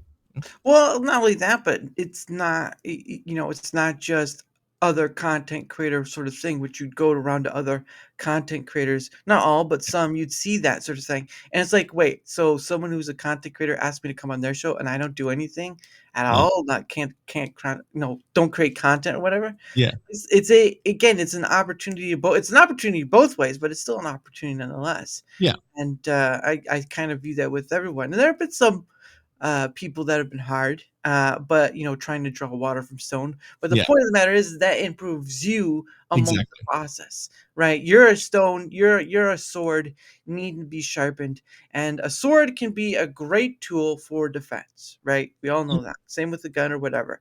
The Yeah. point of the matter is in how you use it. Yeah. How does one use a weapon or tool to better whatever they have, right? Mhm. Because the thing of it is, like, people going back to the whole gun thing, right? People will bring up, oh, gun bad, gun bad, gun bad. No, Mhm. it's the person behind it. Mhm. I can go to a forest and I can bury a gun fully loaded. Now, obviously, something could happen to it, like it burst, whatever, because the casing were not. Yeah. But it can be buried out in the forest. No one knows it's there. No Yeah. one even knows. and it won't do anything. Yeah, exactly. There's no reason to think that a gun is just gonna. Guns don't kill people. People kill people. You know. Yeah, and people don't need guns. It's just a quick way of taking somebody out. You had Cain and Abel, a stone, a Yep. stone. You have people stoned in the Middle East because of certain religious aspects. Yeah. There's a whole lot of stuff. Um, you can check out there you go, the whiskey capitalist. She's our team mom. She brings Capri Suns and Cheez-Its to the party. Yeah. I'm not gonna be there for that one. Like sword fighting. Hey, you watch yourself. My short hasn't been sharpened in a while, so be careful. But it's again, it's sort of like the thing that can be used anyway. How many here own a shovel? Right? You probably have a shovel, dig post, whatever. Do you know you can kill people with that? I'm not saying you should. I'm just saying, do you understand that all the tools that we create have the same possibility of being used for good as it is for bad? This, again, not calling for violence. It's an exemplary point to show you don't need a gun to take a life. Yeah. You could use a sharpened chopstick Yeah. to take someone's life. Look at John Wick. Yep. He killed a man with a pencil. That movie series is so amazing. But yeah, exactly. It's just like if you look at like over in England or over in London, UK or whatever, they have, pretty strict gun laws, and their gun crime went down, but their knife crime skyrocketed. It's not the like you were saying, it's the weapon or the tool being used. It's not that, it's the person behind it who's using it for what ends. Yeah, people don't understand that toilet bowl cleaner you got in your bathroom. Guess what happens if you put it in someone's drink? Yeah, It's gonna be so good. Tide Pods are great for doing laundry. Not so great when you eat them. Not so. Or the cinnamon thing. That was something. Yeah, exactly. People. I mean, it's not deadly, but I mean, you could choke, and so there's that. It's a lot of powder. If I ever had a cinnamon challenge. No, I saw that though. I was not interested. Hey, Jack. It's a little interesting, But it's like people forget everything around you can always be used as a weapon, and you're gonna blame guns for the problem. I'm sorry, it's not guns. It's human beings. Yep. We as human beings have created tools or whatever. The only reason they have a duality to them is because we are the duality that gives it to them. Without us, no tree could be turned into a spear. No rock could be turned into a weapon. No car could be used Here as as a weapon. well. Yeah, it's just like you people don't understand. Like I felt like I was gonna die in Walmart from stink before. That's a Sorry about that. That's a biological weapon. That's understandable. Sorry about that. I had burritos that day. Physical fights in the UK is a lot higher per capita than here. Well, they do get drunk over there more than we do. So soccer hooligans. Well, that is what it is. But it's just this fascination of like, you don't understand, one, that tools can be weapons and weapons can be tools. Secondly, we give it a duopoly. It does not have duopoly on its own right. And third, every piece of item in your house, good luck trying to get out alive if you want a weapon. I would think like a breaking off a chair leg. You just have to stab it in the right place, and someone's already bleeding to death. Yeah. Right? People can be tools. Well, that's true too. But I'm not sure if you want to break someone's arm off and beat them with it. So that's. But how do you use that tool? Well, it depends on the sex of the person to be. Pause. We're gonna leave it right there. We're gonna come back in the next half an hour. Yeah, exactly. People, I like that. Hey, watch yourself, especially if they like Tool. Well, what it is. Well, I mean, he's useful. I try my best. When someone feels like broccoli foot, I get angry. Well, don't get near antifreeze, because hot antifreeze will smell like broccoli. I'm not a big Tool fan. Well, what's that? What's that? Nicely done. No, I was just gonna say, what's that third leg you're walking with? I mean, come on. Is it considered a leg?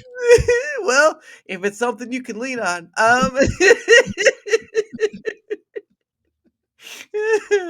Tesseract is amazing though. I don't. Is that like a band or a tool? Yeah, Tesseract is well. There is Tesseract the band, and I think Tesseract is a Tool album as well. Yeah, I don't really get into Tool too much. I mean, I think they're great and it's good stoner music, but No, let me see. band or person driving the car. Oh, that's true. Hey, thanks, Madhouse. Um, but no, that's just funny. I was like, Tool. Was this like a home improvement now? Is this what you say? Hey, I just started watching Home Improvement again. It's awesome. Band. It's really good. Oh, I didn't know it was a band. I mean, when you come up Oh, with okay, yeah. when you come up with the name of a band called the Zombies, I'm like, hold on a second. Hold on a second. The Cranberries. I'm not sure about that. Yeah, exactly. Yeah, no, Lord of the Rings. Yeah, Tesseract is an awesome band. There's another band if you want to check out that's kind of up that alley. They're like it's almost like Animals as Leaders or any of those type Periphery, any of those types of bands if you're into it. There's a band called Polyphia. Oh. And it's all instrumental but it is wild. Like their guitarist is amazing. See, now my thing would be you say of Cranberries. You know what? You hush your mouth about Cranberries, all right? It's a band name. Polyphia is insane. Well, the funny thing is there a band name out there called The Fart? I'd really like to know if there's a band out there called The Fart, because if The Fart plays, it's gonna be. I'm pretty sure there's a band name called The Fart.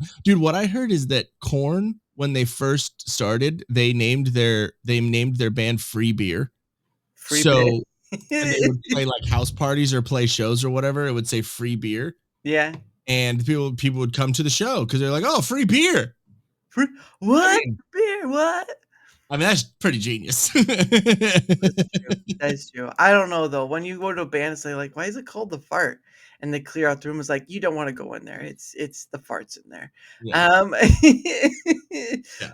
But yeah, I just man, band names get crazy out there. They get cray. But no, I wanted to bring up that thing you were talking about earlier about the Virginia thing. I found it. Yeah, the West Virginia stuff. And then it says Virginia food dye bill. Virginia has passed a bill that would ban several artificial food dyes and 2 preservatives from food sold in the state. The bill, House Bill 2354, was signed into law by Governor Patrick Morrisey on March 24th, 2025, which was yesterday. The ban will initially apply to school nutrition programs starting August 1st, 2025, and will go statewide in 2028. So it's going to be a while.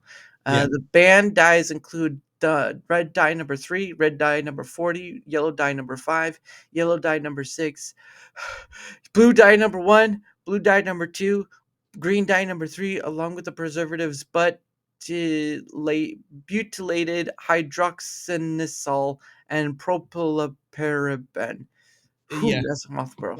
And it's all the scientific words for like, oh, this thing can potentially kill you, Well, and I'll get to that. Supporters of the bill argue that these dyes and preservatives are necessary and potentially harmful, particularly to children's health. However, opponents include the food and beverage industry argue that the ban will lead to higher food prices, fewer choices, and empty. I have a soda that's a prebiotic soda, uses no food dyes, and guess what? What soda is that? I'll get it. Is it Olipop? No. Okay. It's Poppy. Okay, real quick, they just got bought out by Pepsi. So yeah, I know.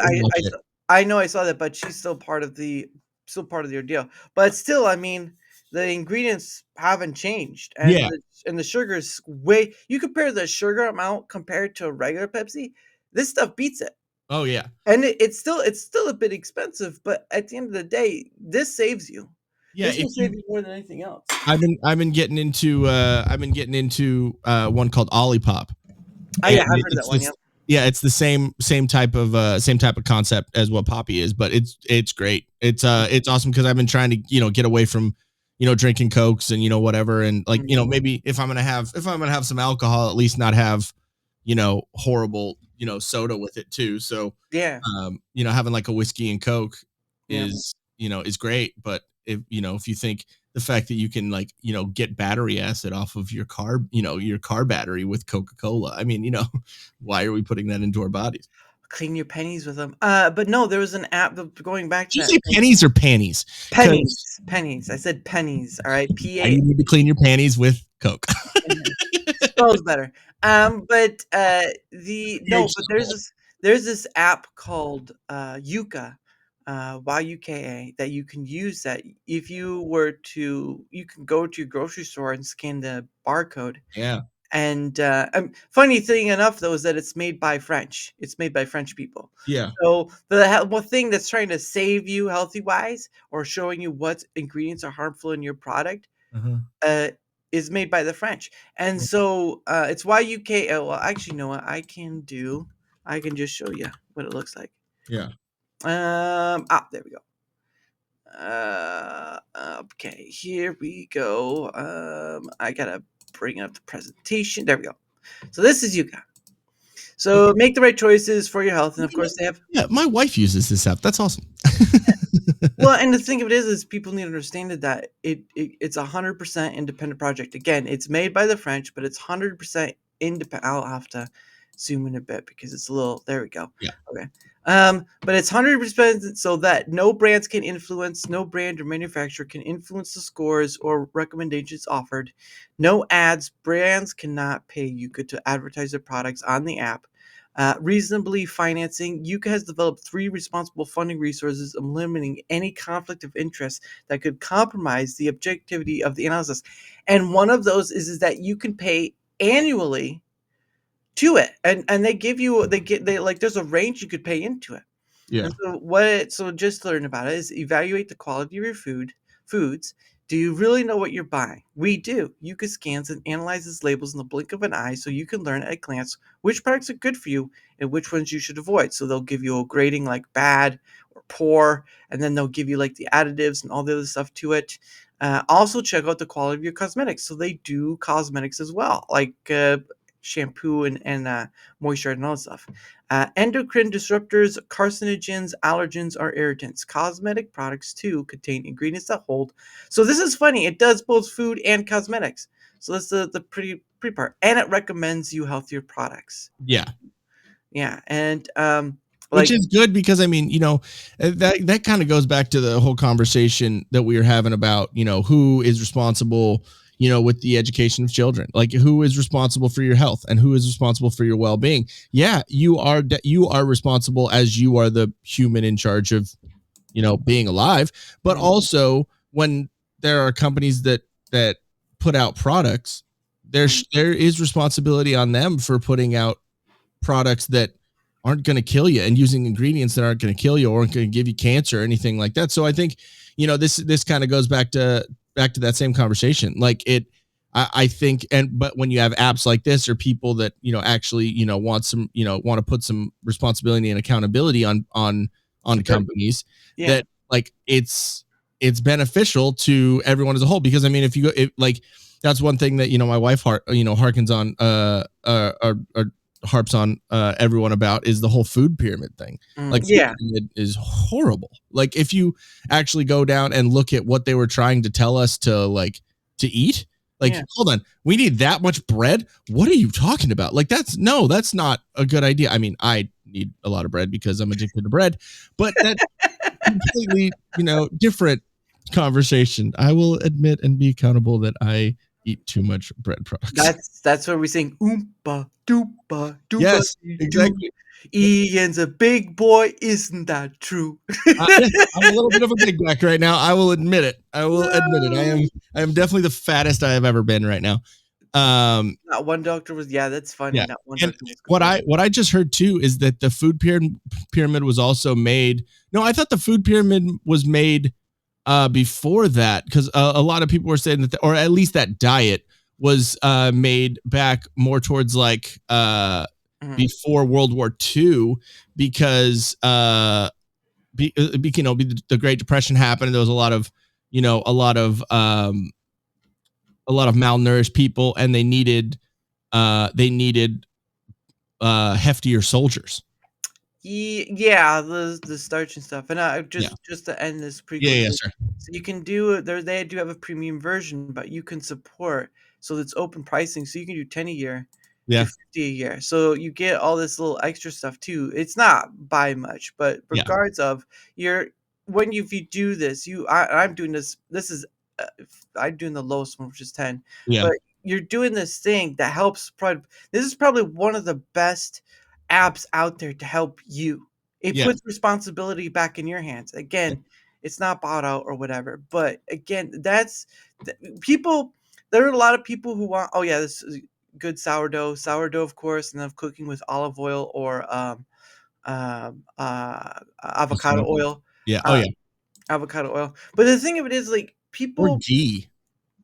Yeah, the clarified butter. I think it's what it's Yeah. called. Clarified butter. What's good with it? What's good about that too is it has a higher smoke point, so it you can cook you could technically like fry in it. I mean, it's pretty expensive, so I don't know if you would want to do that, but it's not like hydrogenated, Butter, soy butter, or whatever oil butter. It's like it's good.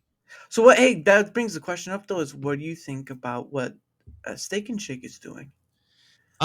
With the beef tallow, Yeah. that is another thing that that is kind of coming into the conversation too, because since RFK Jr. has been doing the pushing for the beef tallow and everything, a lot of companies are switching to that. But if you actually look into, I'll have to find my wife. There's a guy who does like his like content is basically like little short videos of going into restaurants or asking them about their ingredients and all that stuff and kind of giving a score and whatnot. And he went into, I think it was Buffalo Wild Wings, who said they were going to beef tallow, which Buffalo Wild Wings is disgusting, but that's just me. It's not it's just gross. Yeah. But he was saying that there is he was saying that they are using a certain type of beef tallow where it's so filtered out and it's basically clear, which if you know anything about beef tallow, it's not clear. But and so and then they reuse the oil and there's just so many things that go into the process where it's like, so you're saying that you're using beef tallow, but it's basically, if not the same or worse than using your canola oil or vegetable oil or whatever you're using. So it's right. So I think Steak and Shake is on that same path, which is disappointing, but well, and then also I think something about like Wisconsin butter or something, but there's nothing against of looking up like where they're sourcing their stuff, but you can't have little businesses being able to do that sort of thing because it's costly. Exactly. Right? It's costly to do beef tallow. It's costly to do Wisconsin butter, and yeah, it's right in the say of like, okay, so let's see where your even fake butter was soy. Oh, that's not good. Well, but the point of the matter is that you should look into where they're getting their products from, who are they working with, and all this stuff. But if Steak and Shake, right, whether it's for what's the word, marketing or whatnot, if they're showing and it shows and they are being truthful about it, that makes them a whole lot better than say their competitors in a health sense. Like no one should be going to Steak and Shake and eating there for a meal. Basic it down is a life. cheat meal every once in a while. You know what I mean? But it is better to say you will eat here a lot healthier than say McDonald's, which is just killing everyone. Not in that sense, but it's not great for you anyway. But the point of the matter is that McDonald's way back in the day used to use beef tallow for its fries, and then they went to whatever they're using now. Yeah. But again, like you were pointing out, yes, look into where they're getting their stuff from. Look into it if it's real beef tallow or not, or Wisconsin butter or not. But if it turns out to be true, then you have to give credit where it's due. You can't, exactly. We can't be conspiracy thing all the time. Yeah. We have to give credit where it's due, because the thing of it is that we can fall in these rabbit holes, which you talk in the government and you're already like 100 steps in. But at the end of the day, though, when I was a kid, most of us at home, nobody. Well, yeah, but some people, my family when I was young, still did fast food like Taco Bell or whatever. I wasn't against having Taco Bell. All right, I'm just gonna say that right now. I in moderation with like most things. You know what I mean? With moderation, yeah, like someone who drinks a lot of whiskey and just doesn't know when to stop. No, I used to. Moderation is the name of the game now. Well, that's always been a funny thing to me too. Is you hear these people again going back to the AA thing. It's like you hear these people who say, "Oh, starting out like I know when to moderate. I know when to handle my drink." Yeah. I'm sorry to tell you, people once they get too far, they don't know how to handle their words. Kind of fall them. They kind of fell before them. And I was born in '72, so there wasn't a lot of fast food when I was a kid. Well, okay, that makes sense, right? Yeah. It depends on where you are. Back in the day, there wasn't a whole lot. Like you'd have the old McDonald's and maybe Bonnie Tunes. That's still a thing out there. I don't know how long ago Dairy Queen was, if that's a thing. I don't have time to be hungover. Well, I don't have time to be a lot either. I feel the same way now. When I was in my 20s, I was hungover every day. But then but when you're in your 20s, you have that snapback. Like you can I'm good. Fucking just have a hair of the dog and we're good. Like. Who are you people? What are you after me? What? No. I from 18. I never drank before 21. I promise. No, but from 18 till like 30, I was a moron. That I gotta give you credit for that one. That was believable. Never did I touch a drink of alcohol before. Never. I've never smoked weed. I've never done any drugs or drank alcohol. It's already too late. They're not going to capture you for going to prison. Is statute of limitations or something? He drank before he was 21. Get him. Yeah, exactly. I mean, some governments, but no, I think that even though we're like for some reason like racist or something for doing our own research, which that's what they said for like 2 years during COVID. Yeah. But anyways, I mean, YouTube can't. But no. I think doing your own research is, even though it's timely and it's and it's painstaking and kind of annoying and tedious, it's useful because I mean you're the only one who's really in charge of your life. But then it also does go back into the thing of trusting someone who or putting your trust in someone that tells you this is safe for you or this is good or whatever. Like we were talking about the education or talking about someone sent your doctor, nutritionist, people on TV saying that this is healthy for you, or the people putting it in your foods. I think that you still need to have your own level of accountability and responsibility of knowing what you're putting into your body. Yeah. And also researching on the tools as well. Like Yuka, like you want those type of tools out there to kind of, because one, if you have a tool like Yuka, you can cut across, the work that your brain has to put into. It's like, oh, well, is this good for me? Ding. Nope. Is this one good for me? Ding. Yes, it is. And then just kind of go from there. Like my breads, I used to do just like regular wheat bread and stuff because I'm trying to do like the fiber. Yeah. Majority of wheat bread you have out there is not good for you. Sourdough is probably the healthiest bread that you can have. And Dave's Killer Bread. Dave's Killer Bread is good for you. So just be careful. I shop at Kroger, so there's that. But I mean, Dave's Killer Bread, it's expensive. But I want to ask you the real question, right? Okay. If it's being expensive, is it better to be expensive now, but better for you later, or to do what you want now and it for to be worse and costly later?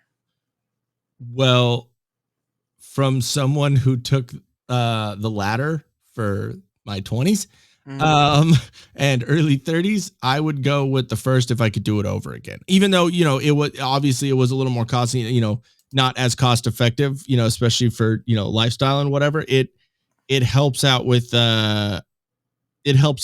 potential medical and like health things later. And but again, it's when you're growing up, what is it? What they say, your brain doesn't fully form until you're like 27. So 25. It's not like, so it's not like, it's not like you can really blame someone for it, but if you smoke enough, everything tastes good. Yeah, exactly. Mm-hmm. But what's up, Madhouse? So I don't know. I think if you are at least mindful of it and you use the unhealthiness, or at least know, fast food isn't a good idea to do that every day. And I'm saying that as someone who only ate fast food all the time for my whole 20s because I was on tour and fucking broke metal band dude. But like, but yeah, I would say that it's probably a better idea to spend a little bit more. And if you really look at it, like if you look at like Kroger and Albertsons and Vaughn's and all these stores, like if you like the amount, because me and my wife usually shop at like Sprouts or Barron's or any of those like more healthy type stores, which you still have to check too. You still have to make sure your due diligence about that. But if you look at the prices, I mean, they're not that drastically different. Like you know, like if you look at that and then you compare the price of milk or the price of, you know, lettuce or the price of chip, you know, or whatever. Yeah, there's obviously going to be those higher end products that are, you know, a little bit more expensive, but for the most part, it's pretty comparable, you know? Food. We're talking about food, healthy food stuff. Like, because we try and eat like as much organic stuff as we can, or like, or oh, you mean interns? Good God, you guys. But no, and like one of the things that my wife and I have been trying to do is eat as much, like when it comes to like beef or steak or anything like that, is if you eat like what is it called, grass-fed and grass-finished beef, then because I mean even the beef you eat, that beef is fed by something else, and if they're only eating grains, you're getting grains into your diet, you know. But no, because when I go shopping, I usually go for cheap cuts, because those big chunks will cost you like $20-$30. I'm like, I can't afford a big chuck roast. What's going on here? But I was like, because I usually when it's cheap for me, it's like $10 and under. But there was one I found. I can't remember what the cut was, but I found one. Hold on. What? Oh, did he freeze up? What? What'd you do to me, man? What happened? What'd you do? It literally just said something happened. Refresh the page. Oh, okay. Yeah, that was the Oh goodness. And by the way, just letting you know, I'm probably gonna have to bounce in just a little bit. Well, we're almost time to close down anyway, so we're gonna get there. I saw a $30 bottle of olive. Well, that's dependent on what kind of olive oil brand you get, though. Very true. Yeah, I was always told that for olive oil, it's always best to get it in a glass container rather than a plastic one. Yeah. So, I mean, that's most anything too, because I mean, you think about it, how much time has that whatever in a plastic bottle been sitting on a dock in the back of a grocery store out in the heat, been sitting in a truck in the heat, all those, you know, all those things where, you know, if certain plastics, if they heat up, all the chemicals and everything seep into that product. What's the best oil for potatoes?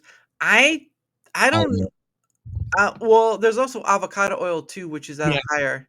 Then you could do the clarified butter. Clarified butter. Ghee is great. But yeah, it just depends. But I mean, you have options, and I can easily go to a Kroger and find a reasonably priced olive oil container. I mean, yes, it's probably gonna be like $10, but then it goes back to that question that you were asking of, is it better to spend a couple more bucks so it helps your health in the long run? Is it better to be expensive now and save you later, or is it better to just do the saving for yourself now and then pay later? Yeah. Exactly. It's like, I mean, a couple bucks now for a better food that you're ingesting and better products is a lot different than a, tens of thousands of dollars medical bill. Yeah. Oh yeah. And I've seen some of those people who post like onto Twitter X or something like that. Some of them just go to like the hundreds of thousands for whatever. And it's like, I don't, $21. That's a good deal. I'm not gonna lie there. 2.5 pound chuck roast. That's a good deal. Yeah. Cut up those pieces and just save them for later, because you can freeze those suckers. But anyway, that's it. Oh yeah, I have lard. You can use lard as a cooking thing. Yeah, and also it's the taste. The taste is so much better. Like since we've been eating the grass-fed and grass-finished steak or beef, like a steak that way, and then having a regular steak somewhere, out or whatever, the taste, it is so much better. Like you can just feel that, like, okay, this is healthier. Mhm. You know, This on this episode, we're gonna hear Sketchy Jesus describe to him as how the taste of the grass-fed beef is like, but he will do it in such eloquent words that is like a master painter painting the tapestry of our minds with the taste in uh, his mouth. Lord of the Reed, just don't eat. It's easy. I'm gonna take that advice for at least the next couple of months. Probably help out. Well, they call that you could do intermittent fasting, but it's different. I like. Oh, there we go. Oh, sorry, what was this one? I looked into the keto and carno diet, and honestly, I would have to do like, see, I think if you again, you should do a mixture of things. Like, do what's best for your body. Not you don't have to go too far out. Yeah. Have eyes facing forward. Herbivores have eyes in the side. Wait a second, but what does that say for a raptor? But anyway, we're gonna start. It is getting close to the 2 hour mark, and we're gonna start slowing down because the sketchy Jesus is being called, and he's got to cross the bear, so we got to hurry up.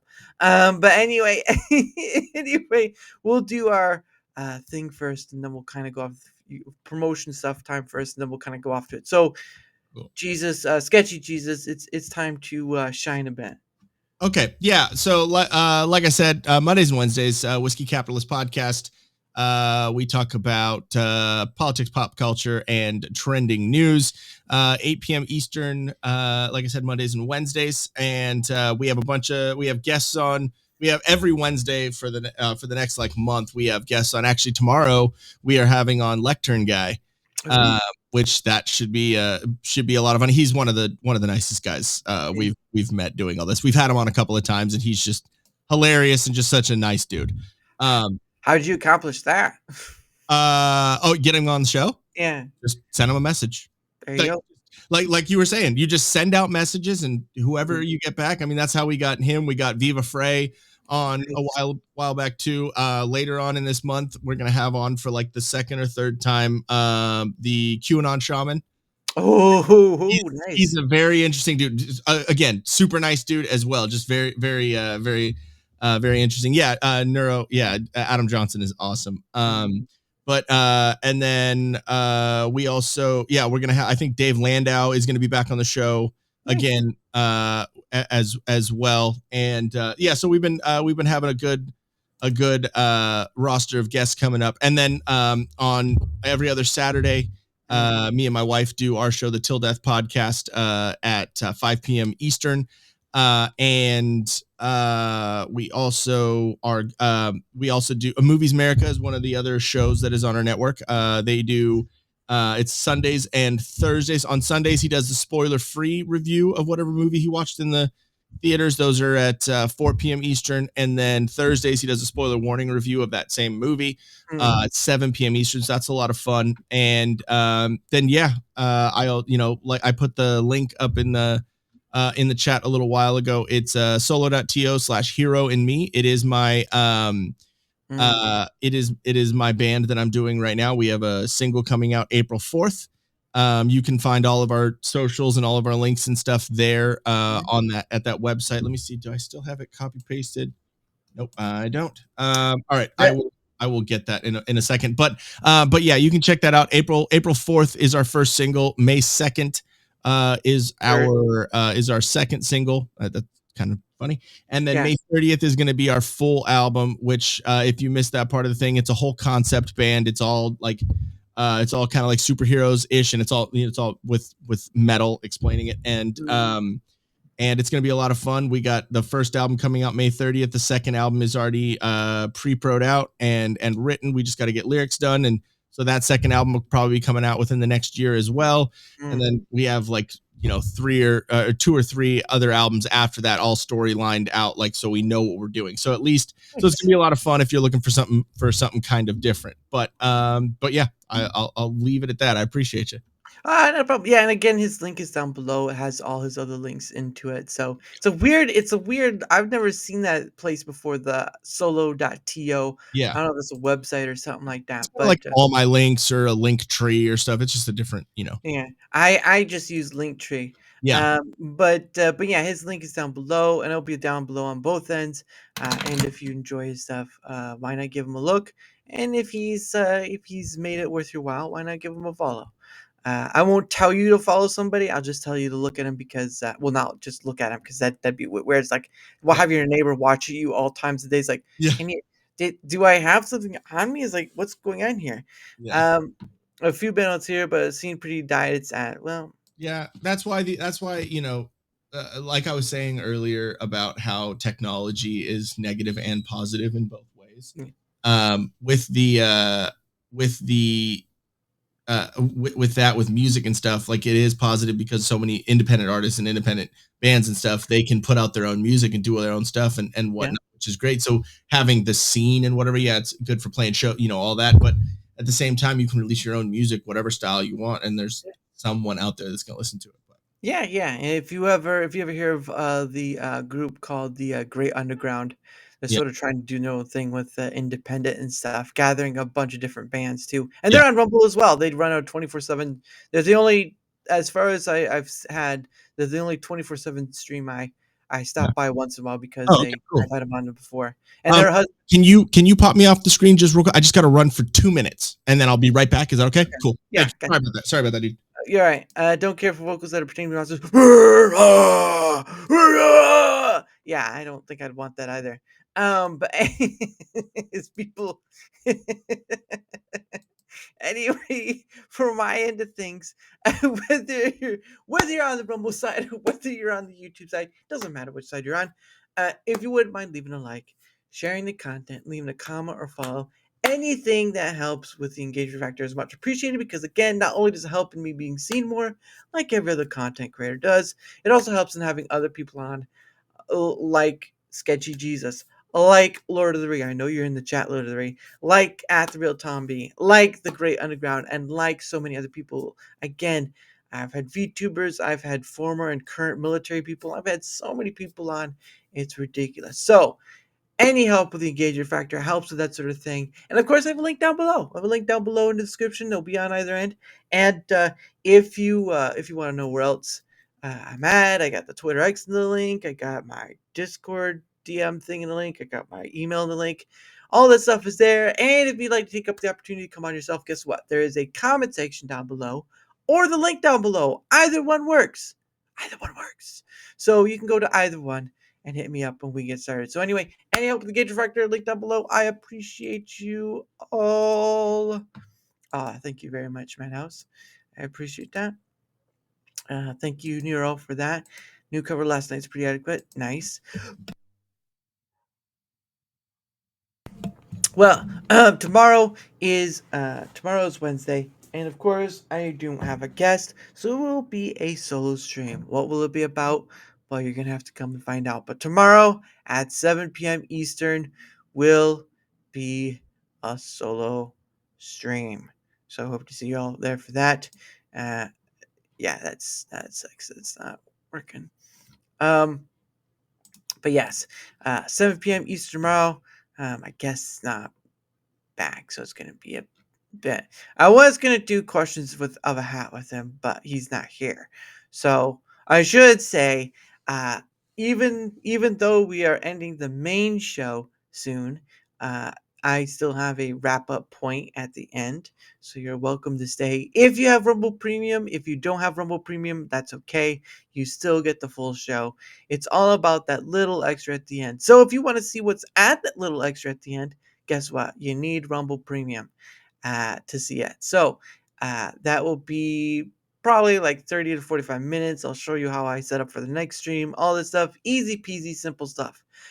Beyond that scope, though, it's pretty much it. He's not back. He's not back yet. So we'll just kind of go for a bit. Oh, he's back now. Okay, guys, it's not his fault. It was never his fault at all. There he is. Alrighty, sorry about that. Oh my gosh, you wouldn't believe the story we're having. But anyway, no, I was just letting people know tomorrow is a solo stream. So that's at 7 p.m. Eastern. And of course, if you have Rumble Premium, because again, I'm part of the Content Creator Partnership Program, which if people don't know, that Creator Partnership Program sounds CPP. So if everyone laugh at whoever made that, just kind of like, hey, Rumble, what's the name of the program? Creator Partner, isn't that CPP? Are you trying to tell me something? Not seeing a PP? Wait, hold on, I'm confused. Now put the R before it. Then you got RCPP. So you got. You're seeing my PP. Wait, hold on, dude. Hey, whoa a second. Hey, guys, you need to change that. Oh, and real quick, Lord of the Ree, yes, that is Jacob Chansley, the QAnon shaman. That's who we're having for sure. Yeah. Yeah, because he does have a name. So yeah, he's called JC for short, but we all know who that stands for. But anyway, at the end, so I was, and also again, I was like telling people I do have a wrap up portion, but that's mostly for the premium stuff. So if you have Rumble Premium, you are welcome to stay for that. But that's basically just me setting up my stream for tomorrow and all that stuff. So there's that. But anyway, there's one more thing I do with my guest, and it is called questions from a hat. So what happened is I bought a hat from Rumble and I put some questions in it. And so what happens is that, of course, my guest, you get 2 freebie questions. Now, obviously, I'm not monetizing YouTube, so YouTube people, too bad. You can't pay for anything, whatever. Yeah. But no, that's for annual. That's for annual. That is not for monthly. I do monthly, but that is annual. $20 off annual. Please don't forget that, Neuro. But anyway, so my guess, you get 2 freebie questions. However, if people want more questions pulled from the hat, you got to give a Rumble rant. Doesn't matter if it's $1, doesn't matter if it's 500. All that matters is that you give another Rumble rant for another question. However, we have had 2 people give a Rumble rant. So what that means is that it's 4 questions. Okay. So we're gonna start with the first one. I'm putting my fingers in. I'm not seeing. I'm just feeling around, like those shows where they have you putting your hands in the noodles, and it's like worms. Right. Yeah, fake out. But anyway, here's the first one. Okay. And let's see what the first question says. It says, "What's the most useless superpower you can think of?" Oh, Meg from Family Guy when she could grow her nails long. I remember the episode. That's when they were trying to do like an X-Men. Yeah, exactly. And Stewie got the big brain. Yeah. Yeah. Oh my God, goodness sake. That was hilarious though. But yeah, that is kind of, well, if you can poke somebody's out from a length of a distance though, that's not useless. True. Do they grow longer when you want? Is it like a Wolverine? Like they can grow whenever you want them to, or are they just that length? I don't think we want to find out that answer if they're real. But anyway, here is my name is Jeff. Hello, Jeff, Lord of the Ree. Here is question number 2. Okay. Let us see what it says. Oh, here's a good one. Probably you already do this, but we'll see. If you could instantly master any musical instrument without practicing, which would it be?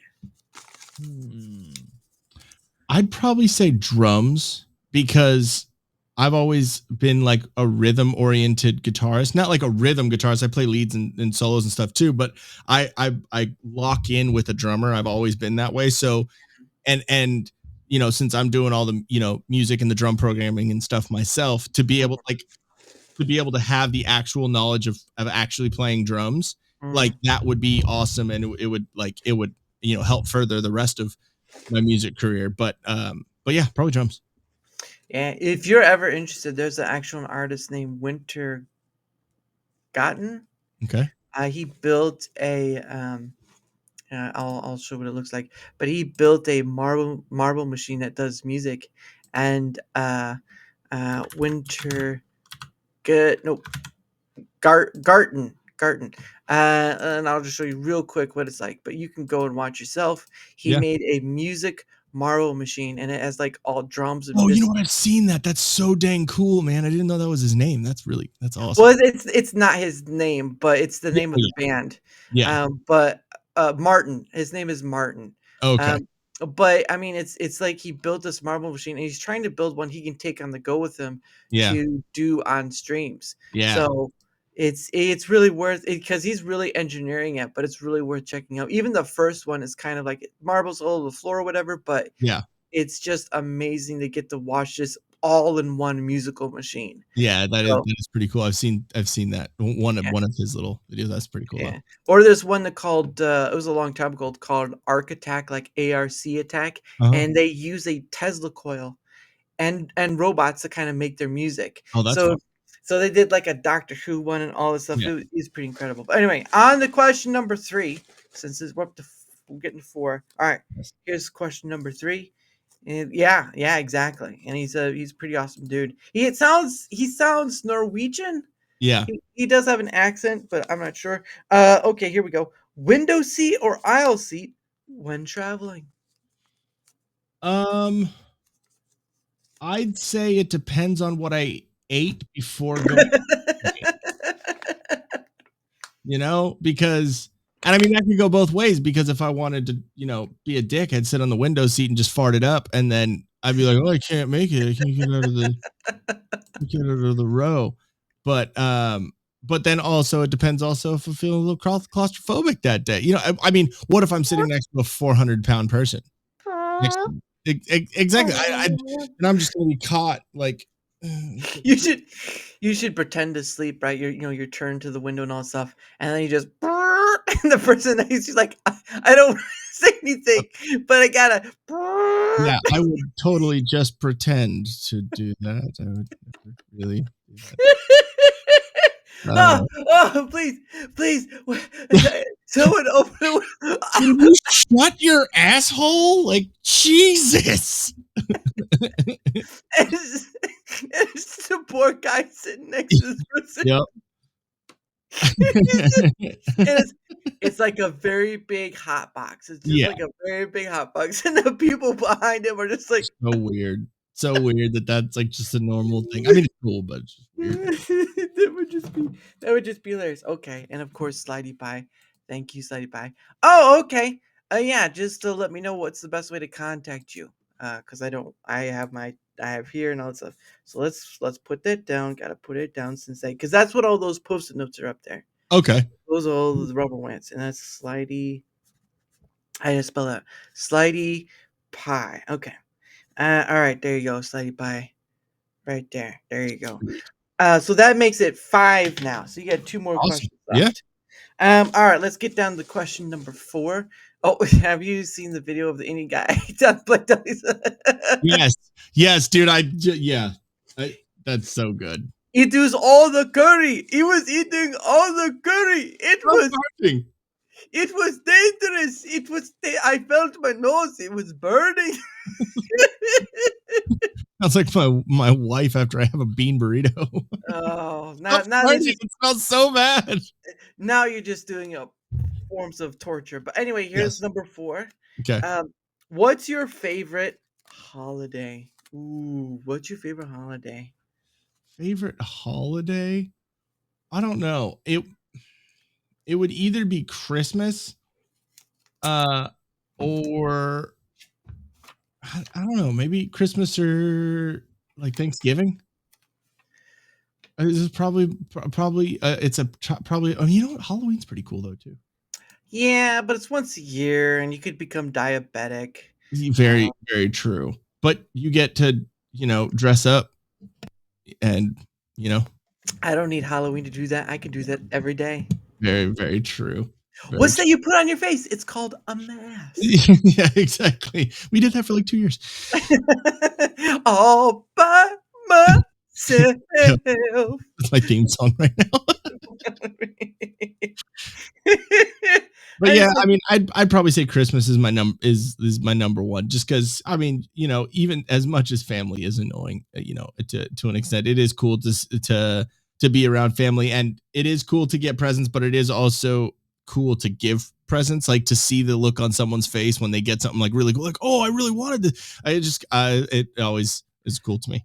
I'm just waiting for when the box opens. You're yeah. Oh no, my family knows that I will get like stupid, funny gifts as well, like that. Yeah. Who got me the whoopee cushion? Who got me the whoopee cushion? Yep. And my family knows that I enjoy those type of dumb jokes too, so I'm not saying that I haven't ever gotten anything that was fart related. Oh, good. You can't go with a fart joke or poop joke. Anyway, here's number 5, the last one, unless someone does another rant. Let's see. Here we go. What's your favorite day of the week? Favorite day of the week. It's the day that ends in Y. Duh. Yeah, of course. Yeah. I don't know, man. I think I maybe like a Friday or Saturday because it's like the beginning. It's like it starts the weekend off. You know, it's I like the weekends. Living for the weekends, I guess. But Christmas is only American thing. Not true. Not true. The Japanese celebrate it by going to KFC. Don't forget that. Mm-hmm. The KFC is like big man over there. KFC was done in the Kentucky, Tennessee area. And guess what? He's so big in Japan, people buy his chicken for a Christmas present. All right. Rah, rah, rah, rah, rah. Rah. Oh, South Park. Oh, would you like to come to City Walk? I said still a thing. Okay, I get your wording. All right, mister. All right. But anyway, that is the end of the show. But if you're a Rumble Premium user, wait for a few minutes. You will get to see the behind the scenes stuff. There you go. He's singing the music. He's singing the music of his people. Yeah. But anyway, that is the end of the show. And of course, thank you to all who appeared in chat, new or returning. And of course, thank you, Sketchy Jesus. I would have said Shaky Jesus, but you're all right. But yeah, how dare you? I saw Shaky Jesus. But no, you're always welcome. I appreciate you for having me on the show, man. That was a lot of fun. Yeah, and you're always welcome to come back. I always tell that to everyone because I don't make it a one-off. Because you always see like they do the one person and that's it. Yeah. Or it's mostly just a schedule thing. It always will be. But I mean, again, I wouldn't have had. I wouldn't have up to around 180 different guests. Yeah. If I didn't, some people get their own counter after that. So there's that. But anyway, again, tomorrow 7 p.m. Eastern is a solo show. So hope to see you then. But of course, as always, I end the show. I've got to find it first. I end the show with One Day With You by Pogo. So if you want to see other Pogo stuff, there's a link down below in the description. I always put it there because one, he left the social media stuff quite a while ago. Certain circumstances kind of led to that, but also because I enjoy his stuff and there's no really way of contacting him. So, but anyway, One Day With You by Pogo. Have a great night, everyone. And as the kids say, keep your socks dry. I think. But anyway, see you guys tomorrow. Thanks, guys. See you later. I'm out of here.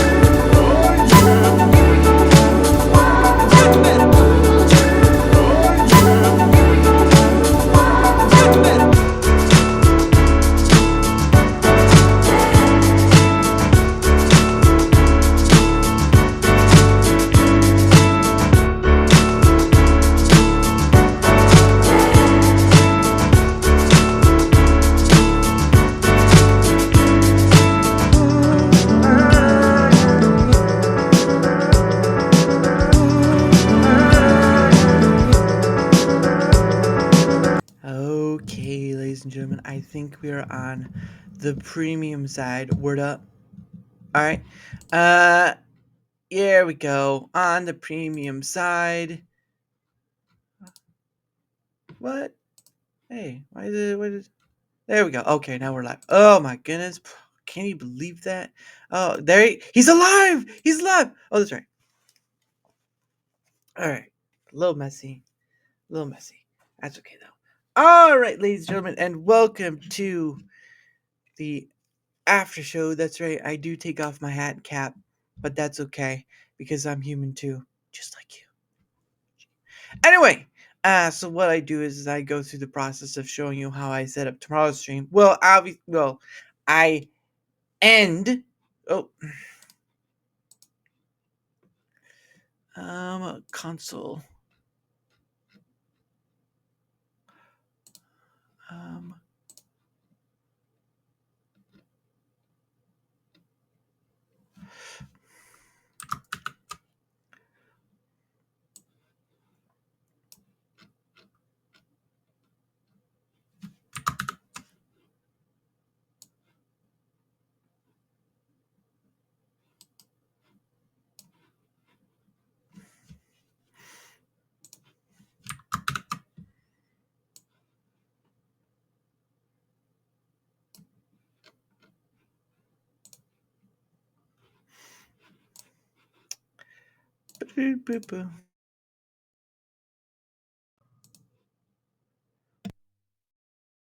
That was, oh gosh, it was a thing. It was a thing. I'm here. Oh goodness. Anyway, I'm back. Yeah, I had that thing happen to me. I had to do a little something extra, so that's why it took me a little while. But anyway, because of the point, I show you what I do to end the things off and then set up for tomorrow. Since tomorrow's a solo stream, I don't have to worry about too much. So I will take you through the grandeur exposure of how I do my stuff. All right. See you later, Lord of the Ree. Have a good one. All right. Right. See you later, Lord of the Ree. Have a good one. All right. Off to. So first, I go to X because I gotta outro my guest. Obviously, gotta outro my guest. Obviously, gotta outro my guest. What?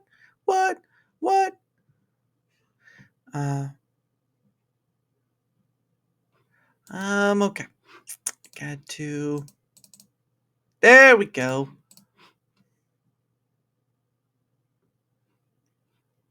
I don't know why that's coming back up. All right. Oh, I gotta do that. Okay, dokie. Let me get my thing on. There we go. All right. So, thank you at. Oh, you guys can see it. Okay. At Ian and Til Death for coming on.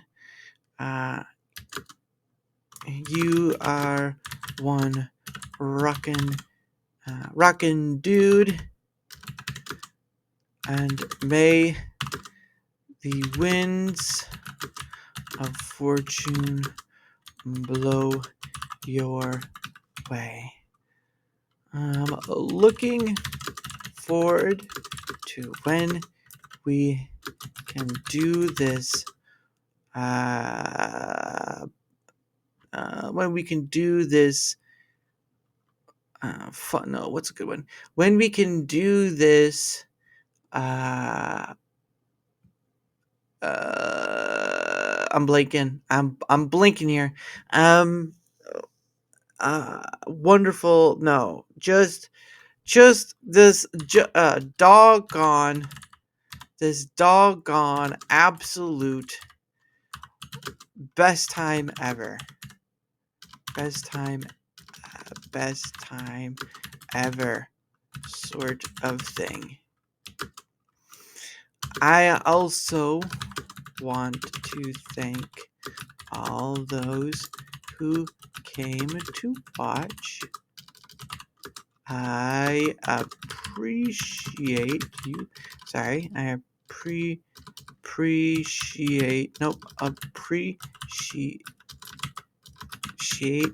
you all for you. Let's see. I don't know why it's coming back up. I appreciate you all for you continue the light of this show, Darachat. Come by tomorrow at 7 p.m. ET for a solo stream, and let's have a great time then too.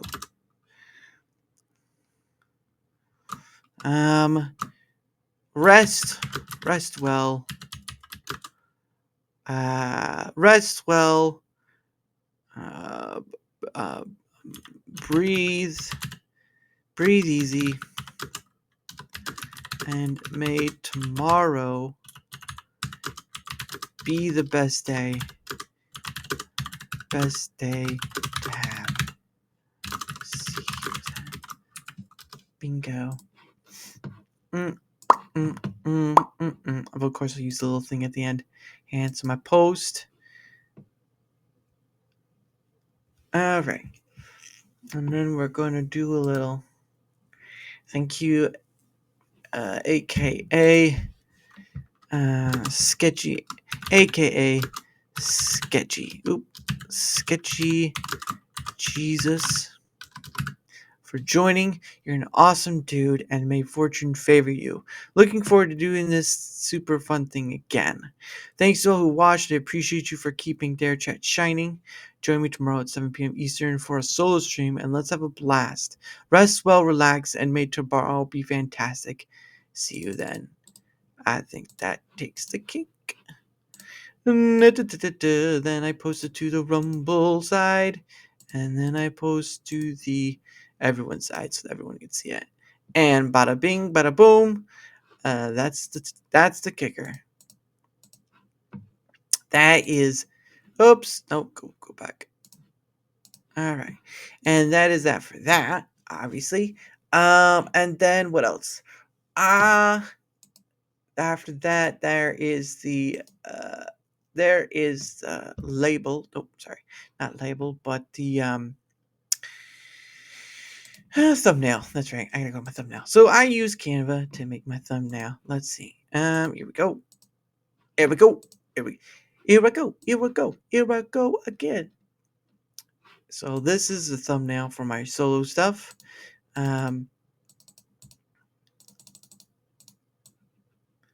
So we're gonna, let's see, what would be a good, so Dynamo Descent was the last one. Let's do, but applicable, applicable, but don't apply. About applicable, but don't apply.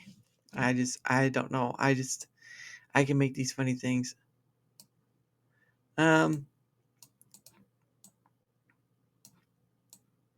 Okay. Oops, that's not right. But I should do like regular P, but then don't apply. Applicable, but don't apply. I don't know why it gets me. I just find it funny because I can. That's why. It still needs to be a little.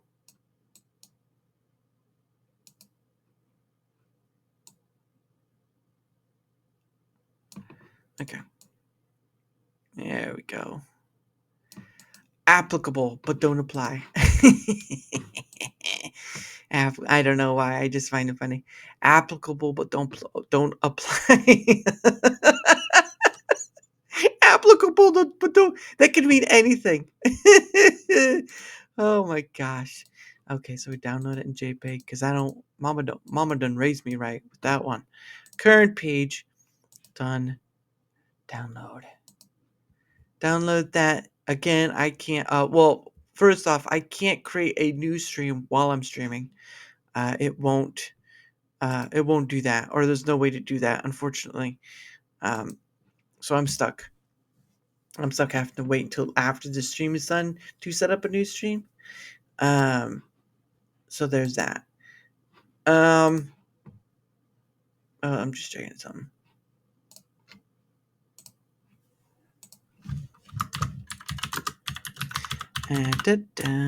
Just trying to answer something. All right. Now, the next thing is I go for title and description. So I use a little something familiar. Gotta sort that out. Looks like a little different style. All right. Hold on. I do use Claude to kind of help with the next set. So do description and all this stuff, but it's a solo stream, so I don't need to do anything special. Well, I am special, but I'm not gonna bore you with all that stuff. Please help me refine this for my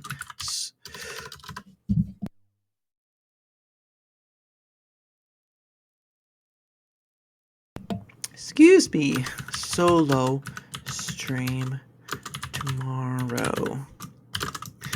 Welcome, ladies and gentlemen, to another solo stream.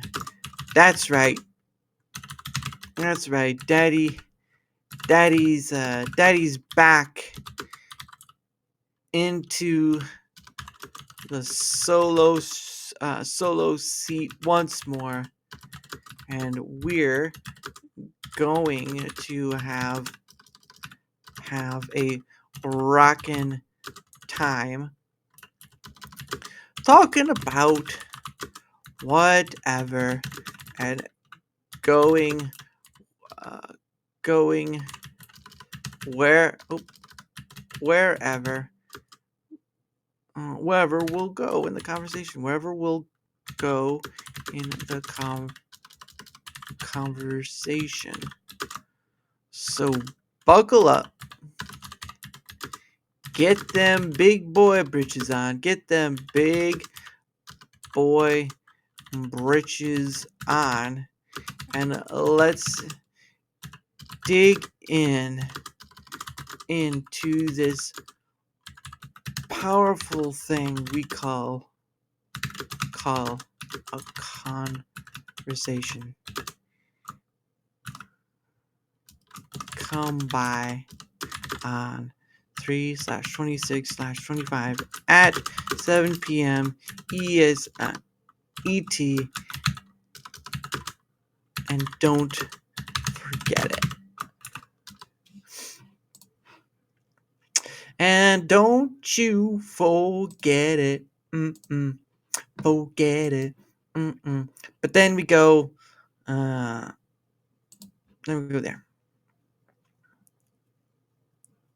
And don't you forget it.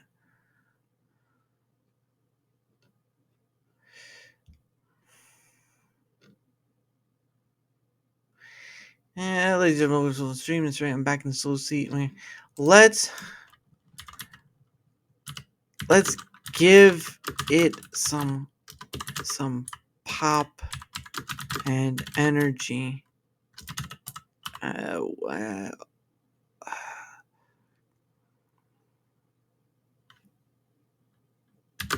Please.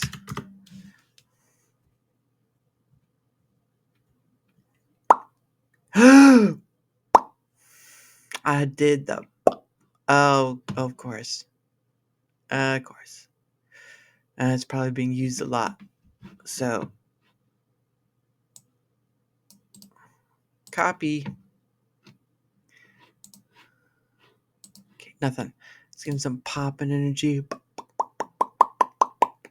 I'm gonna give you a pop. Pop. All right, let's refresh.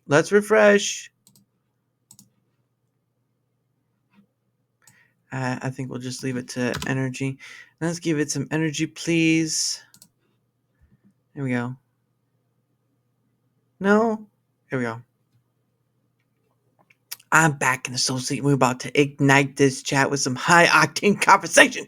We'll be blasting your topics, firing debates, cranking the energy to max level. So buckle up tight, grab your favorite drink, and get ready for a stream that's not gonna blow the roof off. Join me. This one, Jimmy, you don't want to miss. Let's go. Keywords. Action. Yeah. All right. Let's starting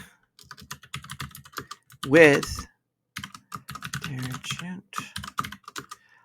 Let's make a title that matches that same energy. Please. Oh, no. I apologize. I've already got a title. No, don't do that. I'm refreshing. Don't worry about it. Let's just go to this stuff. I've already got a title. I can make the titles. I want my titles. This is going to be a live stream going on YouTube. What hashtags then tags would be helpful in visibility?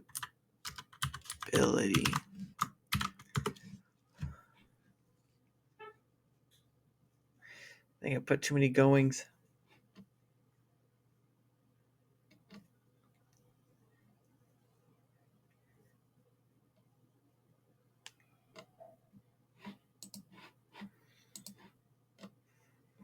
La la la la.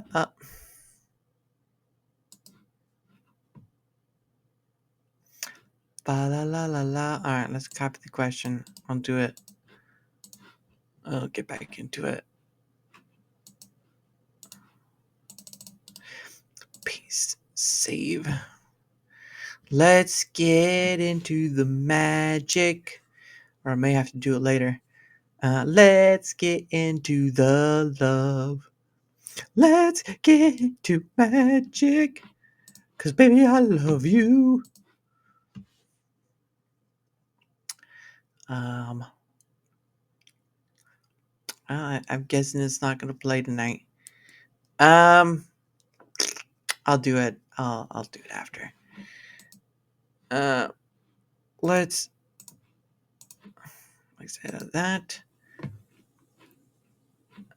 Refresh that. Now let's see if it will do it. Paste.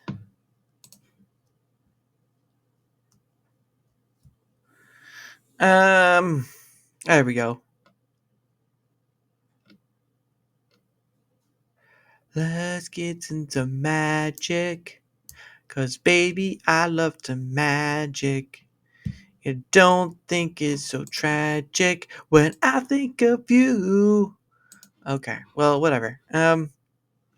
We're gonna get back to the magic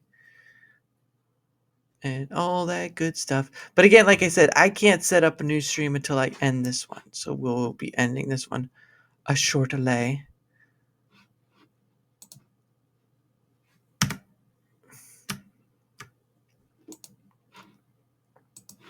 All right. But anyway, that's it for that part. I'm going to save it for later, to be honest. Try to see if I can't do it with all this stuff. But I will. There we go. But I will say this. That is basically what I do for my setup. Again, I can't do anything. I can't do anything more until I shut this stream down to set up for a stream tomorrow. So it's kind of like I wish I had that option, but for right now, it is what it is. So anyway, but yeah, that's what I do, and being it's part of the thing I'm trying to do for like extra bit of like the content partnership program. Wink, wink. Um, but I've already fulfilled all this stuff. I just want to keep continuing it so people can expect a little something at the end. Yeah. Oh no, it's already done. I don't know why it keeps coming up. But anyway, but anyway. So that is that. But of course, I do a little extra different song. So we're gonna do a different song at the end. Because I don't I'm not going to do the one song we already did again. So, but that's going to be it. Hope to see you all again tomorrow at 7 p.m. Eastern, because I do kind of need to get ready for bed. So, and I got to set up the rest tomorrow. So yes. But anyway, have a great night, everyone. I will see you all tomorrow at 7 p.m. Eastern. I got to find the one I want to watch. But anyway, see you there, guys. Bye.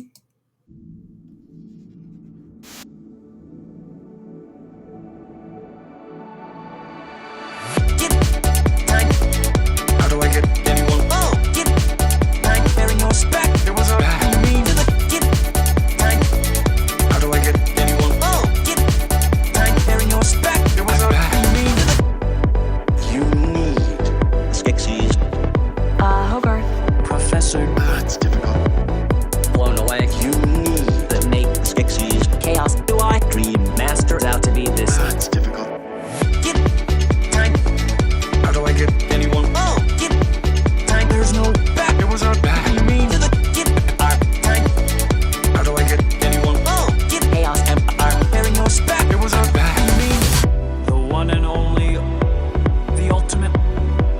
Grant you one. It all starts with this. A jewel containing the innocent. There's no one. Doesn't bother me, Maria. From the base. Follow-up report. Is that Fox Boy? Try and catch me. From the base. I'm the world's Follow-up report. You will lose your soup. Well, The world. is that how about making? Get time. Oh, get time. Back. There was a back. You mean to the get our time. How do I get anyone? Oh, get chaos empire. Bearing no spec. There was a back. You mean to the get time. How do I get anyone? Oh, get time. There's no back. There was a back. You mean to the get our time. How do I get anyone? Oh, get chaos empire. Bearing no spec. I'm back. You need Sketchy. Hogarth. Professor. That's difficult.